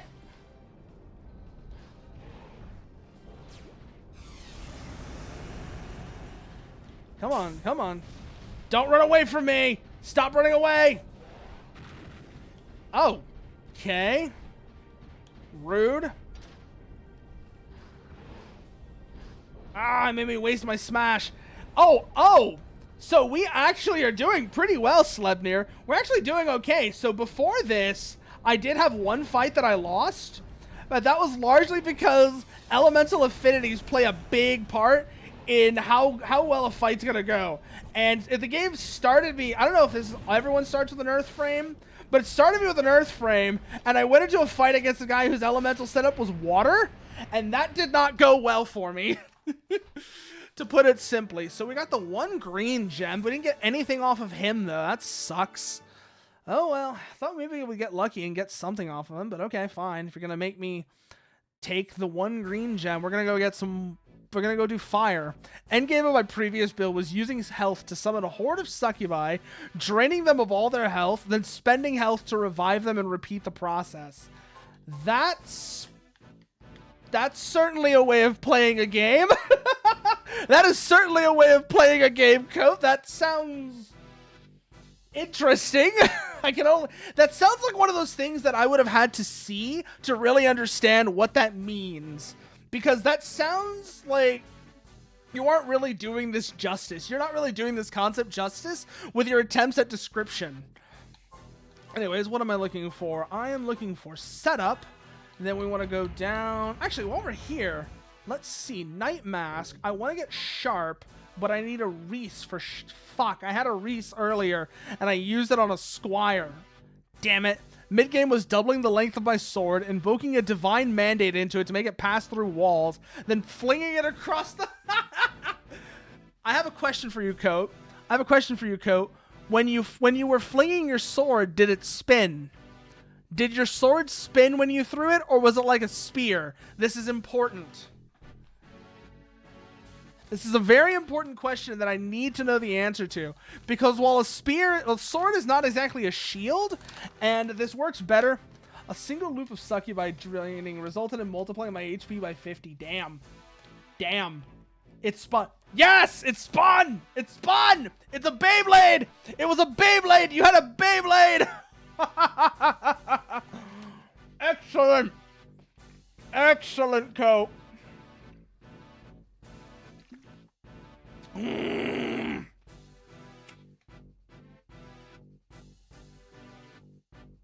By the way. Sour Punch bites are like crack, and they're incredibly dangerous. They're really good, though. So, we want another Reese so we can get Sharp. Because Sharp will give us more Squire points, which will be really handy.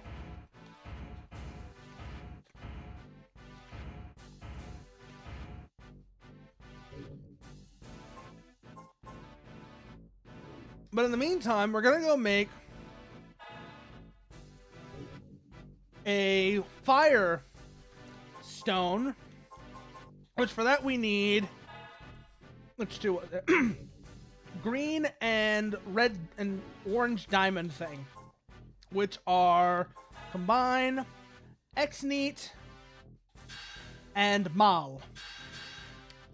Exneat and Mal creates Firestone. We're going to want that so that we can put it on our back and get the attack power boost. That'll also give us some elemental advantages against some other enemies later on down the line, I hope. And then I think we're going to stick with water for now because we don't have wind. And wind is what we would need to beat the guy on the Great Ravine. Oh, hey, that actually works for us as well. The Cub is back on the bridge. Let's go kick his ass. He's earth and a light frame. We are water. We're going to beat his ass, and it's going to be great. Watch. Watch. Watch this. We fought this guy earlier, and we beat him without the elemental advantage. Now that we have the elemental advantage, let's go beat his ass. Give me your gems. Hey, give me your gems. Don't run away from me. Give me your gems. Do we lose our Squire? We lost our Squire. Okay. That's right. We did lose our Squire. Like, it died. Fuck. That's not good. That's not good. There goes his Squire. Get back over here. Get back over here. I'm not done with you. Or you. For that matter. Where are you? Where are you? I'm gonna kick your Squire's ass. That's a ball. Hey, Slep. They added you to the game. Have a look. They added you to the game, Slep. It's a ball. Look at him. Look at him. There he is. There's also a red one too. So they added at least 2 of you to the game. There's a blue one and a red one.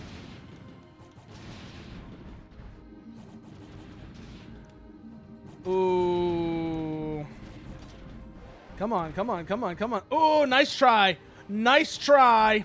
By the way, so like I said, so this is what we're doing tonight. And then Sunday, by the way, I am going to be running Necronica for 4 for 4 people, 3 of which I know have played it before, 2 of which have played it a lot, and 1 who is completely new to the system as far as I know. Oh, yeah, give me that. Give me that. I need that. I know who to go to for this gem now. I know who to go to for this gem now. We're going to need as many of those as we can get. Because we want that air affinity so we can bully the Axe Knight. Ooh. It's not going to help you, bro. It might help you. It'll delay the inevitable, sure. But it's not going to save you. Let me put it that way. Ah, shit, he's too far away. I really think this game could have used... One of the things I think this game could have used is letting you get a better idea of your attack ranges. Because that is something that you kind of have to just figure out and remember, I've noticed. That is one of my major complaints so far. Like, one of my complaints so far. It said that his affinity is Earth, right? Yeah, it's Earth. I just noticed that. That's not green. Green would be air. Air would be green. So let's get some distance. Let's get some spacing. Let our energy regen. And then we can go back in and try and hurt him some more. Let's put up a shield. So we're going to hold off until that goes away. And then we're going to see what happens when we get in closer again.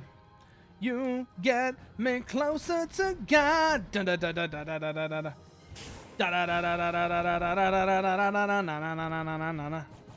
You can have my isolation. You can have the hate that it brings. You can have my absence of faith. You can have my everything. God, it's like that. That song is one of the ones that's just been stuck in my head on loop for a while now. And it's entirely because, like, that video I posted earlier, the 9 Inch Nails on Shuffle, which is a great video, mind you. Whoever made that, that was fantastic. But it's gotten a couple of songs stuck in my head, notably Closer, the Great Come Down, or the Big Come Down, and Right Where It Belongs are all stuck in my head now. And it's not even the whole damn song. It's not even... That song has... Oh, yeah, no, there's a bunch of great 9 Inch Nails mashups that I love. There's a bunch of great 9 Inch Nails mashups that I love. One of the big things as well, though, with that On Shuffle video is the tonal whiplash of it all. For example, going straight from March of the Pigs to something I Can Never Have is just... it is an experience. Let me put it that way. It is absolutely an experience that feels surreal. Because you're talking about a song that's really aggressive. You know, step right up! March! Push! Like, let me show you. Let me just show you real quickly the sheer whiplash of tone this has. I showed it earlier, but I'm going to show it again. Like, this, look at how wildly the tones of these two just snap. Right up! March! Push! And then we go to Something I Can Never Have. Go away. Do you believe when you bite the hand? And then we go from Hand That Feeds to Hurt. So we go March of the Pigs, Something I Can Never Have, The Hand That Feeds, and then we come to the end at Hurt. And that's not whiplash. I don't know what is. I don't know what is tonal whiplash if that isn't. That is absurd. And absurd in a good way, mind you. Not like High on Life. Fuck that game. Seriously. That game was terrible. It's been said already, but that game was truly awful. Like, god damn, that game sucked. It was unfunny. The gameplay was not offensive, thankfully. It was just kind of mediocre. But the humor in that was just so awful. It was painfully unfunny, and it just made me want to die so much the entire time I was watching Mink play it. I'm so glad that I'm not the one who played it, but also, Mink should have realized when it was time to stop drinking and not be like, I have to keep going, I have to. Nobody's... Who is making you? Why do you have to? You don't have to keep playing a bad game that you don't enjoy. Just stop, please. You've already gone through an entire bottle of gin. You're going to regret this tomorrow. You're not obliged to keep playing the shit game. I don't care what chat. I know, right? Some really do. Some people really do. And it's like, I guess he's one of them. But yeah, no, Justin Roiland is not funny. That's really all there is to it. Justin Roiland is not funny in the worst way possible. I feel like the entire reason any of Rick and Morty works is entirely... The only reason Rick and Morty's jokes ever land is because of Dan Harmon. And I don't even, like, I don't know if Dan Harmon is good or if it's just that he can make Justin Roiland's jokes slightly less awful.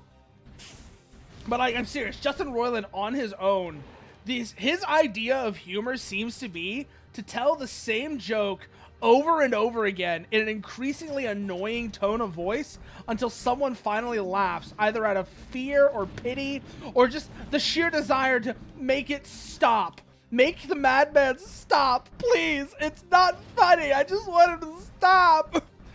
Oh, God. Like, there's this whole section. There's a whole section. And this is one of the things that really got me with High on Life. There's this whole section at the beginning of the game when you're first going into the slums. And the slums, which are kind of just a swampy area. It looked okay, but the level design was terrible. The art direction was decent. That's like the one thing I will say about High on Life. Its art direction and aesthetic is kind of nice, but everything about it is either mediocre or awful. It's just awful. It's truly awful. Season 3 seemed to be way more Harmon than Roiland, and it lacked something, I guess. I mean, here's the thing. It's just...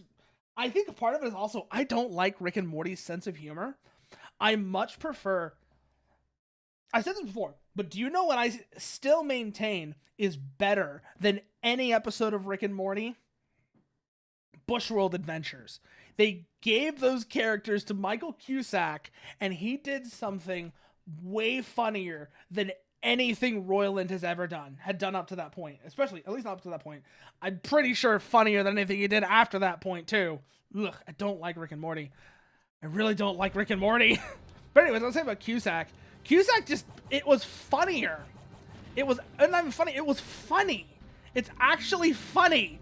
And seeing Rick and Morty in something that's actually funny and not trying way too hard to be ironic and not look like it cares is shocking in the best way possible. That's the other thing about Rick and Morty that I don't like, is it's just wrapped in so many layers of irony. That, I think, is what poisons Rick and Morty for me, is just all of the irony of it. It's like, can you not just sincerely feel something for once in your goddamn... Yes, I am familiar with Xavier Renegade Angel Coat. I've only seen bits and pieces of it. But again, it's that it feels way more sincere and way less poisoned by irony than anything related to Rick and Morty. My familiarity with it, I will also admit, like I said before, is only kind of vague. I've only ever seen bits and pieces of it, but the bits and pieces of it that I have seen just feel so much more real and honest and sincere than any of Rick and Morty that I've seen. And that counts for a lot with me. It's that feeling that you actually care about what you're making. Here's the thing. You could say that Roiland actually cares about Rick and Morty, but God, he could take the opportunity to periodically show that he cares, instead of wrapping everything in so many layers of detached cynicism that you have to wonder if the only reason he's doing it, if the only reason he's writing this is because otherwise he'd kill himself or something. It's like, are you okay, Justin? Do you need me to call someone? Yeah, lick and boardy indeed, Slep. Lick and boardy indeed. What was I looking at though? Oh, I think I was going to look at setup for another part. So we need one more of those gems for an airstone. We can't do anything with that. What about guns? We have Sky. We have Destroyer. We could make Panic. Oh, okay. Okay, yeah.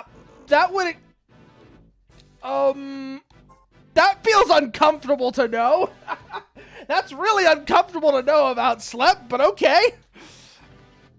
Oh, absolutely, Coat. It was to the brim with irony poisoning. It's just so full. It's terminally irony poisoned. Like I said, there's this moment. I got interrupted. I got distracted. I'm going to come back to what I was saying, though. There's a moment when you enter the slums early on in the game, and one of the first things that happens is somebody blocks your path and is like, come on, fresh meat. And my first thought when I saw this character was, I am twice your size and I have a gun. Why are you taunting me like this? I should... Yeah, it was, but you have to keep... And here's the thing about it. If they wanted to bring up that it was, oh, you killed a kid, let me kill the kid and then tell me I killed a kid. Don't be like, don't have the gun be like, I'm not shooting a kid. No, you have to hit this like 4 or 5 times, mind you. You have to do this 4 or 5 times. And then, you can kill the kid, but the game makes you try like 4 or 5 times before it lets you. And every single one of those dialogue options is terrible, Slep. Every single one of those, yeah, the gun starts bitching and moaning, and it's like, the game wasn't getting... Here's the thing. The game didn't give me any alternatives. Doesn't give you any alternatives. You have to kill the kid. And then the game basically bitches at you about how terrible you were. Oh, God, it is not a good game. It is absolutely not a good game. I said this earlier, Slep. I don't know if you were here. It made Mink go through a whole bottle of gin in less than 2 hours. His rules were that he had to take a shot every time he cringed. He went through a bottle of Bombay Sapphire. He went through a 5th of gin in less than 2 hours. Oh, it's so bad. It's so bad. It's so awful. Anyways, where were we? We've cleared that art.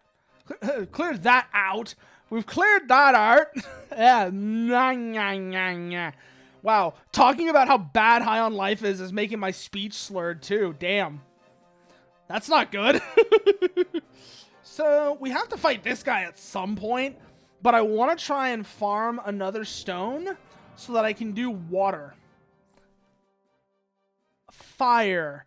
Water does not beat fire, but fire does not beat water, so that's fine, I guess. Because, what was it again? Oh, yes.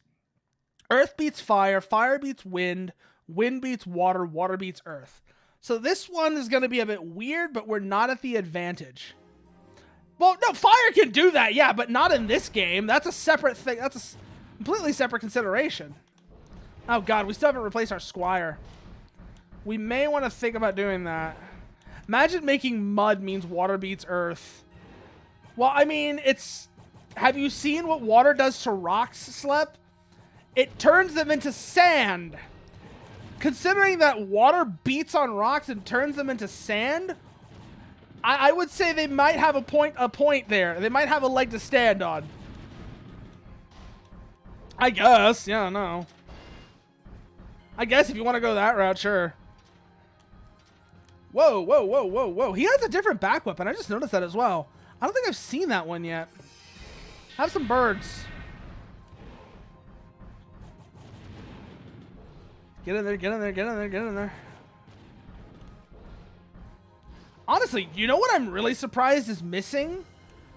Okay, no, I know why it is. I know why it's like this. You've got air, earth, water, fire, the classical 4 elements of alchemy. But still, I'm a little surprised there's no mention of lightning. Or that the elements can combine to create something. Like, for example, if air... Stop it. Stop it. Stop it. Stop it. Stop it. Stop it. Stop it. Stop it. Why is that the song that comes up? Whoa, okay. That was menacing looking. I'm glad I got out of the way before it hit me. That did not look like it was going to be a good time. Breaking big thing into small pieces doesn't really mean you beat it unless that big thing was alive. I think that might actually be what it is, Slep. You mentioned that, but I think that might actually be what it is. It's the idea that each of the elements is almost like a representative of almost like a spirit or something. and thus you have broken that spirit. Oh, that looks cool. That looks cool. Can I kill it for gems? Can I kill your squire for gems? Thank you. I don't even know what gem I got off of that, but I'll take it anyways. That's a dragon. He can fire dragons at us. That thing literally fires dragons. I love it. I want one. I need one. I don't remember what the gem combo for it is, but we can look when we get back. I even know which part. I know what the part is. I just don't remember what the gem combo to build it is. If I can remember, if I can get that, I'll be good though. Get over here. Get over here. Get over here. Get over here. Whoo! Oh, you're gonna be annoying, aren't you? Ah, shit. I don't have enough. I don't have enough energy. Fucked around in Tekken 7 a bit tonight and fought with some friends. Strangely, my best character was Ganryu. I've been doing good, actually. So, things that you have missed, partner. I talked about this game's background and how I learned about it, which is basically me talking about Escaflowne and how I think it would be cool if Fromsoft made a game that was like Escaflowne or Knights in Magic, and then learning that someone did, which is this game right here that we are currently playing. This is literally if Escaflowne or Aura Battle or Dunbine was made into a Fromsoft game. And I'm so glad I found it. 2, I bitched about High on Life and how it's a terrible game that nobody should play. And I've also been talking about how 9 Inch Nails albums, 3 9 Inch Nails albums, kind of the 3 of their most well-known albums kind of form a trilogy that talk about addiction and how it affects people. Talks about Reznor's experiences with addiction. Starting with the downward spiral, which is falling into addiction. The fragile, which is... Oh, it's so bad, isn't it? It's just straight up unfunny, isn't it, partner? Like, it annoyed me. It annoyed me super quick. The gameplay is kind of basic. It's not offensively bad, but everything else is. So...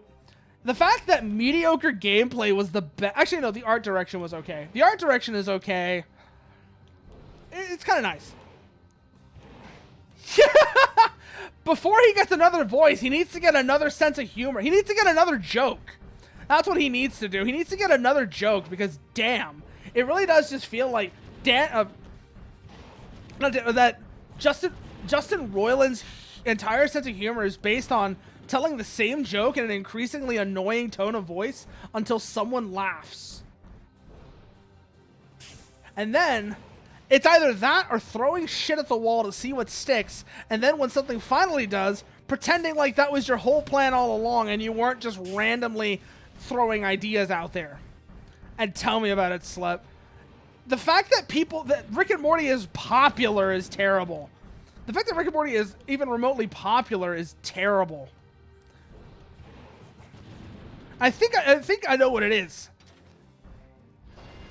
It's that a lot of people want a lot of the people it appeals to, it hits a specific nerve, if you will. And it's that nerve that you feel smart. That's what it is. Is people who like it because they think because it makes them feel smart. And that is a very powerful thing. If you can make a person feel smarter than they actually are, even if you're insulting them in the process, that is a winning combination. That is a very powerful combination that will get you a very wide fan base. So I can see why Rick and Morty has an appeal. Yeah, no, that is absolutely the case as well, partner. That is absolutely the case. And as much as I give Rick and Morty shit, there are small glimmers where it's almost got something good. It's almost got something good. I'm not going to say it's good because that would be giving it too much credit. But it has an idea that if anybody other than Justin Roiland was writing this series, could be turned into a good joke. For example, I'm just going to give an example of something that Futurama did. Something that Futurama did that I don't think Justin Roiland would have been smart enough to do. And that is Santa Claus in Futurama. Particularly when they go to Santa's North Pole base and discover, and they have this moment where they're like, what do we do against this killer machine? Remember let's use the logical paradox on him. And they do that, and at first Santa's like, oh no, ma! And then he gets back up and is like, fortunately, I had paradox absorbing crumple zones installed. With Justin Roiland, it literally would have been, they say the paradox, Santa robot dies, and that's the end of it. That is the difference in quality of the quality of humor between Justin Roiland and especially between Rick and Morty and especially early Futurama when it was running on Fox. Futurama when it was running on Fox was so good. It was so good. Some of the jokes might not have aged well. It's been a while since I've seen it, but it's better humor than Rick and Morty, than pretty much anything Rick and Morty has done. What am I looking for? Oh, I know what I'm looking for. Setup, because I want to go to stones. Go here. We have the 2 for wind now, so let's go combine. We're gonna do Cristo, and that gets us Windstone. We can then use Windstone to go bully the guy in the Great Ravine. So we have Windstone now. Good. Done. Go back. Setup. No, we want wind. And then we're going to go battle. We're going to go to the Great Ravine.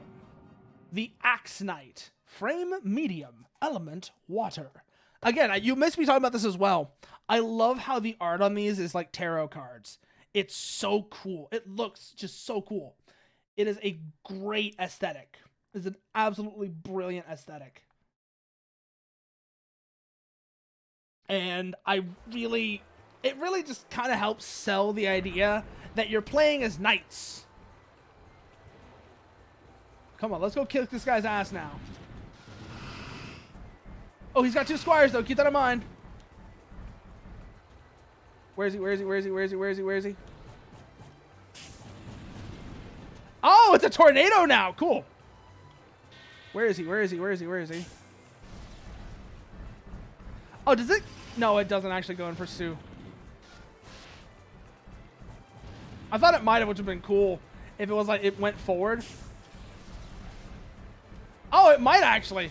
Go kick his ass.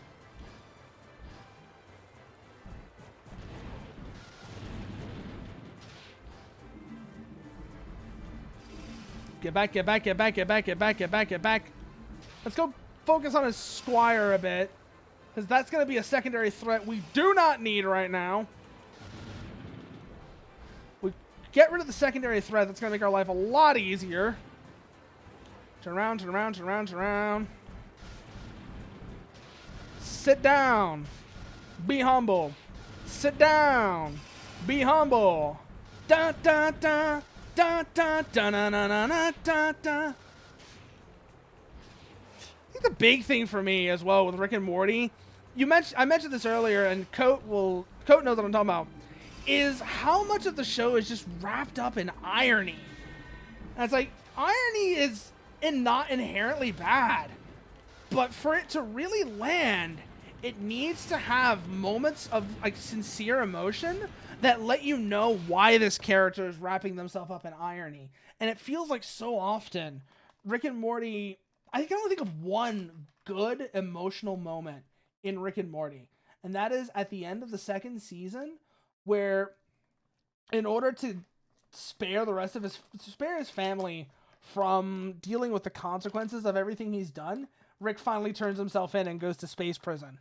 I feel like, honestly, that would have been a good point to end the series as a whole too, because it's that moment of real feeling where it really feels something, and that is very important. That is a very important thing that basically then got completely erased afterwards.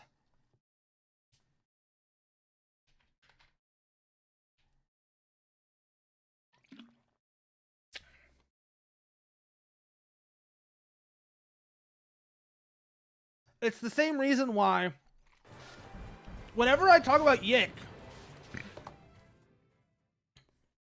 whenever I've talked about Yik in the past, the thing that I always come back to and harp on is the goddamn golden alpaca.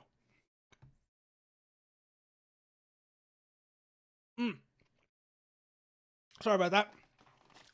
I need to stop eating these things. They're so good, but they're so chewy and it takes me forever. And I already hate ASMR, especially ASMR mukbang. So I don't want to trigger anybody else's negative reaction to it either.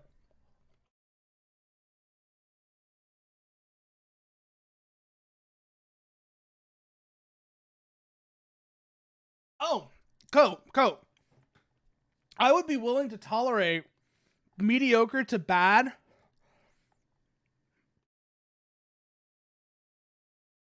combat mechanics if it wasn't for the fact that what Yik also does, like I said, the goddamn golden alpaca. It appears in this moment where one of the main cast is realizing that he has to face the trauma of one of his loved ones killing themselves. And it's setting up this really powerful emotional moment. And then the original version of the game, do you know what they do right as we're about to get something resembling catharsis? They basically go, hey guys, wouldn't it be wacky if a golden alpaca that says lemonade shows up at this moment? Yeah, exactly, Coat. I know they patched it out. I know they changed it, but that still feels like a slap in the face. And honestly, exactly, partner. I watched Congo play Yik a while back because I don't know why he decided to play Yik, but he decided to play Yik for some reason. I still question his judgment for that. That is an incredibly stupid thing to do. Yeah, literally. That's literally what it is. Haha, no one cares about your dead sister. Lemonade. Ugh, I hate it. I hate it so much. I hate it. I hate everything about it. I hate everything it stands for. And I hate how it feels like the only reason they changed it is because they were forced to.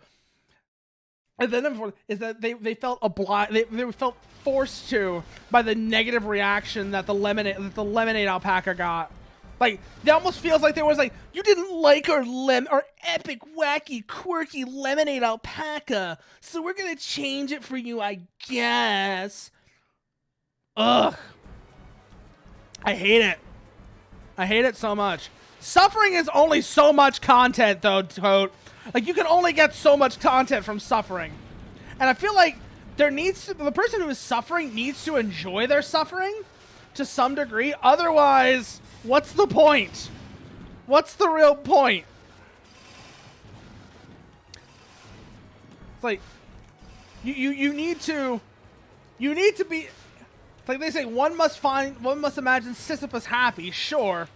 But if that's the case, then it needs to like at least seem like Sisyphus is happy in his torment. That I guess, Coat. But again, I'm serious. Like, that only really works if the person who's suffering, like I said, is kind of enjoying their suffering, or their suffering is and plays it up for the bit. I feel like that's a big part of the suffering marathon, is that the person who is suffering in that case enjoys their suffering. Come on. Yeah, get away from him, he's mine. I'm gonna take your squire's gems. Get away from him. I'm going to take his gems from you. Oh, good, it's one of those. I think I need one of those for a part. It's enough suffering that, again though, even if you don't need to play it up, you at least enjoy your suffering, you know? That's all I'm saying there is. Ah, shit, we missed that shot. That would have been a perfect one if we had actually connected it. If it had actually connected. Donk, donk, donk. Ah, shit, he blocked. Come on, come on. Yes, got him. Come on, come on. Shit, no. Get back, get back, get back, get back, get back. It's a lot of the same reason why people don't like the Netflix Cowboy Bebop is for similar reasons. The Netflix Cowboy Bebop really just feels like it has no respect for the source material, or worse still, it's, and I know like people like Slep, if he's still here, has probably got paragraphs to write on the Cowboy Bebop Netflix series. Stop before you start, because I know you're going to say something stupid that I'm going to call you on. Oh, good, you didn't watch it. Good, you didn't watch it, thank God. But you know why I'm saying, you know why I say this, right? You're better than most people, most of the people I know in that circle, but you know what I'm accusing you of, right? I hope you understand the thing I am accusing you of. Anyways, keep going. Well, of course, the original Cowboy Bebop, it's a good series. The original Cowboy Bebop is a good series. Where is he? Is he back? He's back over this way. Okay. Like, the original Cowboy Bebop was just, like, fundamentally good. Shit. Wasted energy on that shield thing. How does he do that? What is that? Is that, like, a specific back weapon that lets him do that? It probably is. Where is he? Ow! Oh! Oh, I mean, if you're going to go there, if we're going to go for that kind of OG, well, then what are your thoughts on Iria, Slep? I got to ask that as well. It's like, what are your thoughts on Iria? Because it's fucking gorgeous. Iria is around the animation, by the way. If none of y'all have seen this, I'm going to pull it up for any of y'all who haven't seen it. I'm pretty sure Slep has seen it, or at least heard of it. But for the people who haven't, I got to show you this intro, this opening. This opening is gorgeous. It's so pretty. So we go here, we go browser capture, and then just watch this opening. Watch this opening, but it's because it is so pretty.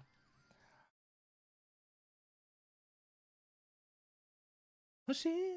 No, it's not starting yet.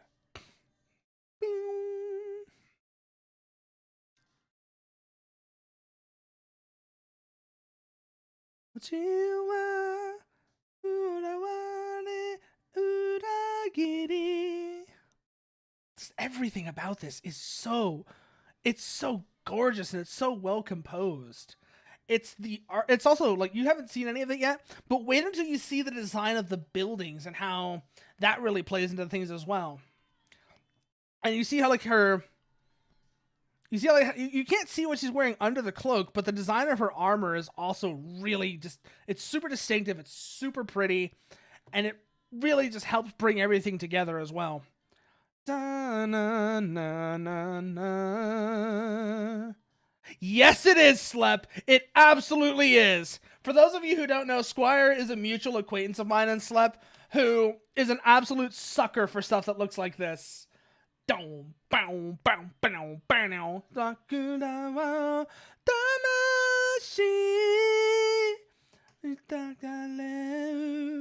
She absolutely is. Actually, no. In order for her to really be Squire Bait Slep, she would need to be at least 1 or 2 cup sizes smaller. You know I'm right. But yeah, that is Iria, Zeran the animation, because it's just so pretty. It's so pretty that I love. I feel like it's something more people need to see. Where is he? Where is he? Where is he? Where is he? There he is. Her armor would also have to look... Yeah, no. Absolutely. It would have to look more like a leotard. It would have to look... That is the other detail that you absolutely are right on there. Her armor would have to be much more of a leotard.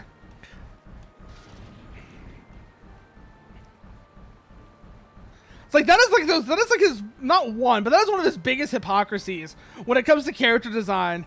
Is he'll like moan or complain about non-functional armor designs. But if it looks like a leotard, he'll let it. He will act like it's not a problem at all. It's hilarious.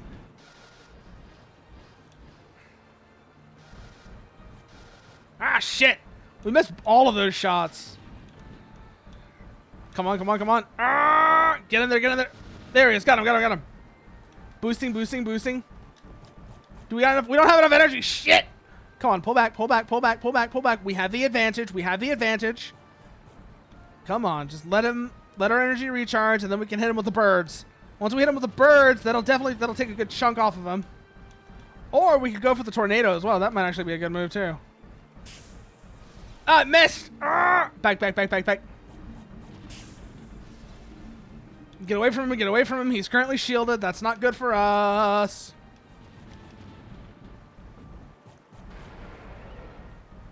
Oh, that's cool. Oh! Oh, that looks interesting. It's not a landmine like the previous thing. This is different. This is different. Okay. Interesting. Okay, he's shielded, he's shielded, he's shielded. Pull back, pull back, pull back, pull back, pull back, pull back. Let him do his thing. Let him get his attacks out so that we can just waste energy. We've got this. We've got this. And that's the dub! Oh my god, this game is so pretty though. Oh, look at all the gems we got! That's like 4 different parts I think we could build with those. We could make like 4 different parts with those. Oh, this game is super pretty. I'm loving this game. Let's see what we can do for squires actually while we're here. What could we build? We could make an Ankly. We can make a Dorg. We can make a Doral. Do we still have... We still have a Dorg. Ugh. We lost the one that we actually want to keep, which is the Kuvor. We have probably only got 1 of each of the gems for a Kuvor. If we have 2, we're going to make 2 Kuvors, though, because that'll be funny. We can just have bits. We got bits flying around and killing things for us. That would be funny. But let's actually go see how many gems we have. So squires, first things first. We need to look and see which one is the actual combo. It's Reese and the other one. So let's go combine. We only have 1 Reese. Yeah, we're going to need that for something else. So let's go setup. This, and we want, we're missing a part for sharp. Okay. Color, great aim plus aim effect, resistant, DFP, pedal, Eon, cross, sky. I think what we're gonna do is we're gonna make panic, because panic might be interesting. And that's a cross on an arrowhead. So combine Bali and Firohi. And that gets us panic. We're gonna see what panic does. Well, it's a gun, so that's one thing.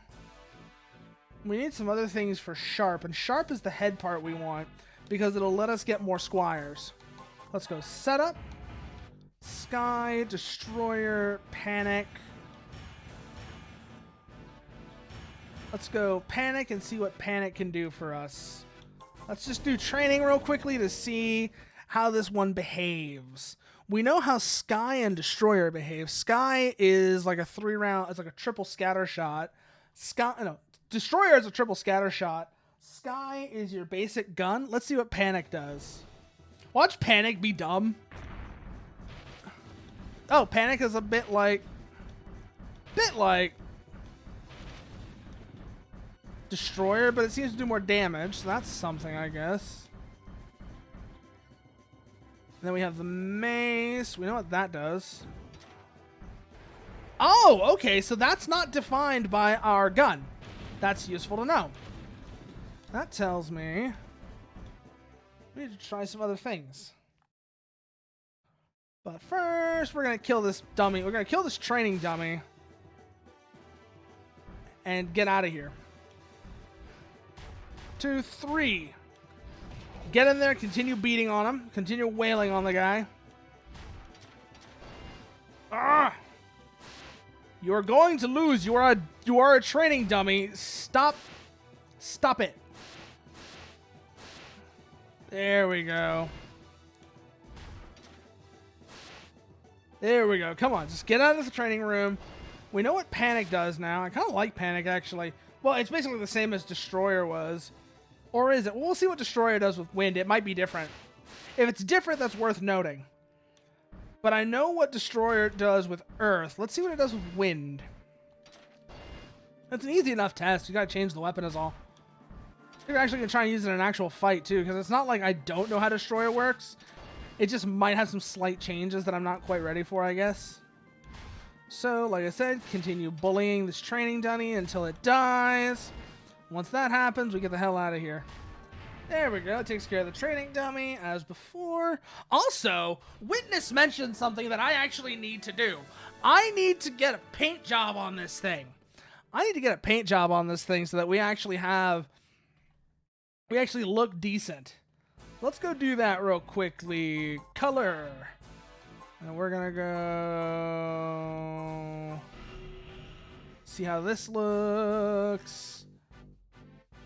Let's see how this one looks. Okay. Oh, brown. That is brown. I don't think so. I don't think brown is what I want. This looks like white. Let's go with white. White's more my color. I mean, look at me. Look at me.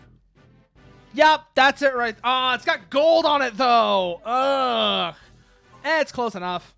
White and gold's not really my thing, but it works. The gold is probably unavoidable. Anyways, where were we? Colors, combine, battle. Let's go see what our next fight is, shall we? And also, we're going to do this real quickly because I can. Heavy fire. What beats fire? Earth beats fire. So that's also something I really have to complain about. The fact that you go into every fight blind, and when you see what the enemy is, it's too late to change it. That's kind of annoying. That is kind of an annoying thing, but I guess that's one of the ways that they try and keep you from cheesing. I don't think it's a great technique, because it's not a great way of doing things where you have to guess what your opponent's going to be. But you can also get into the fact that you can get into the way that it is in line with how Fromsoft games reward persistence, because losing is not a game over. Anyways, let's go setup. Go down to our stone. Earth beats fire. So we're going to go with Earth. And we're going to go kick this guy's ass. Vanity Castle. Redderall. The Night Knight. Frame heavy. Element fire. He's a jester, I guess. I guess he's a jester of some kind. That'll be fun to see. Watch his mech actually be painted up in like wild colors and everything. That'd be great. If his frame is painted up in like wild jester colors, I will immediately love it. Oh shit, we're underwater. I don't think fire works on oh, that's immediately different. That is immediately different. He has 5 squires. He has 5 squires. Okay, then. That's going to be difficult. That's going to be very difficult to deal with. He has 5 squires. Are you a mine?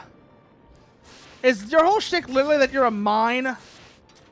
No. That's stupid. That's incredibly stupid. Please, no, stop. Well, now I know what that squire does. I don't like it. It's literally a floating mine that comes and tries to kill you. Tries to kill itself on you. That sucks. That is dumb as hell. I don't like it. Okay, just keep working them over now. Keep working them over. What's our health looking like? Our health is fine. Our energy needs to recover before we can do anything with it, though. He summoned another squire. It's another mine! Get away from me. Get away from me. I know your shtick, and the answer is no. The answer is no. There we go.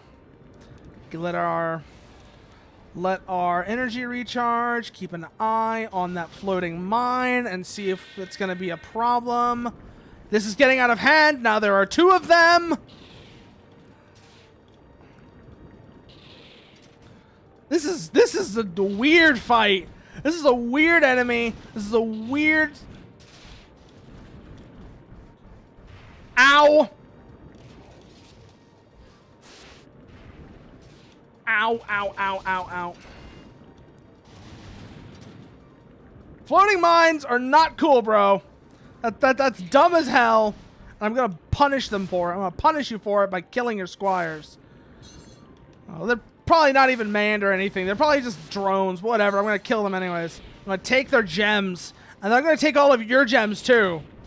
You can't stop me. You cannot stop me. I am already winning this fight. He has 2 more squires though, so that's gonna be...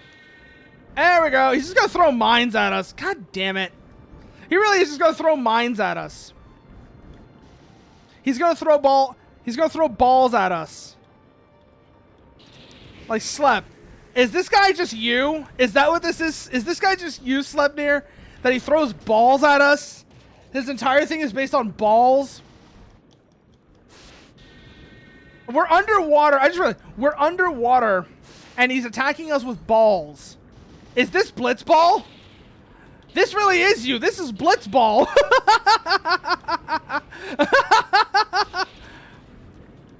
This is Blitzball. This is amazing. This is dumb. And this is incredibly dumb. I am literally just fighting you. I am literally just fighting you, Slepnir. This is incredible. I hate it.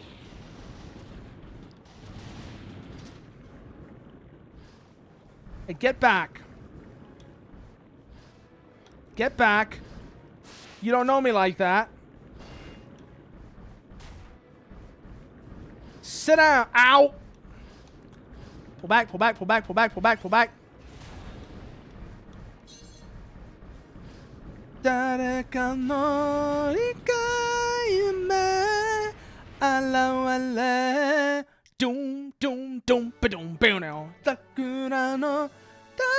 I just get like 3 green gems off of that? That's great. That's incredible. And I think, you know what? I think this is where we're going to call it. This game is super neat. And I really do hope that Miyazaki has talked about wanting to revisit this game at some point. I really hope he gets a chance to, because this game is super cool. Just as a concept, it's such a cool concept that I think it deserves to be revisited. But I think we're going to go, as for who we're going to go say hello to, that is the hard question. Oh, I'm really, yeah, no, here is hoping this game, because the sheer variety that the well-made mecha games give you in terms of ways you can take it are just wild. Let's see who's on. Barry, Betsy, Squid, Maple. Who have I not rated in a while? That's the real question now. Who have I not rated in a while? That is the real hard question here. No. Actually, I know who we're going to raid, because some of you might know this, some of you might not. I will be GMing a Necronica game on Sunday, and one of the people who will be joining me for that is Hazmat. So let's go say hi to Hazmat, shall we? As for the raid message, no, not just Hazmat. I forgot about Hazmat VT, that's right. There we go, Hazmat. And for the raid message, what should the raid message be? Oh, I know what the raid message should be. I think I know what the raid message should be. The raid message will be... Ooh, actually, I don't know. What would the... Oh, I know the raid message. I know the raid message. I know the raid message. Because, well, this is an Armored Core, but I'm hoping that Armored Core leads to a game like this getting a revival. So we'll see about that. And with that, I say to everyone here, good night. See you on Sunday for Necronica.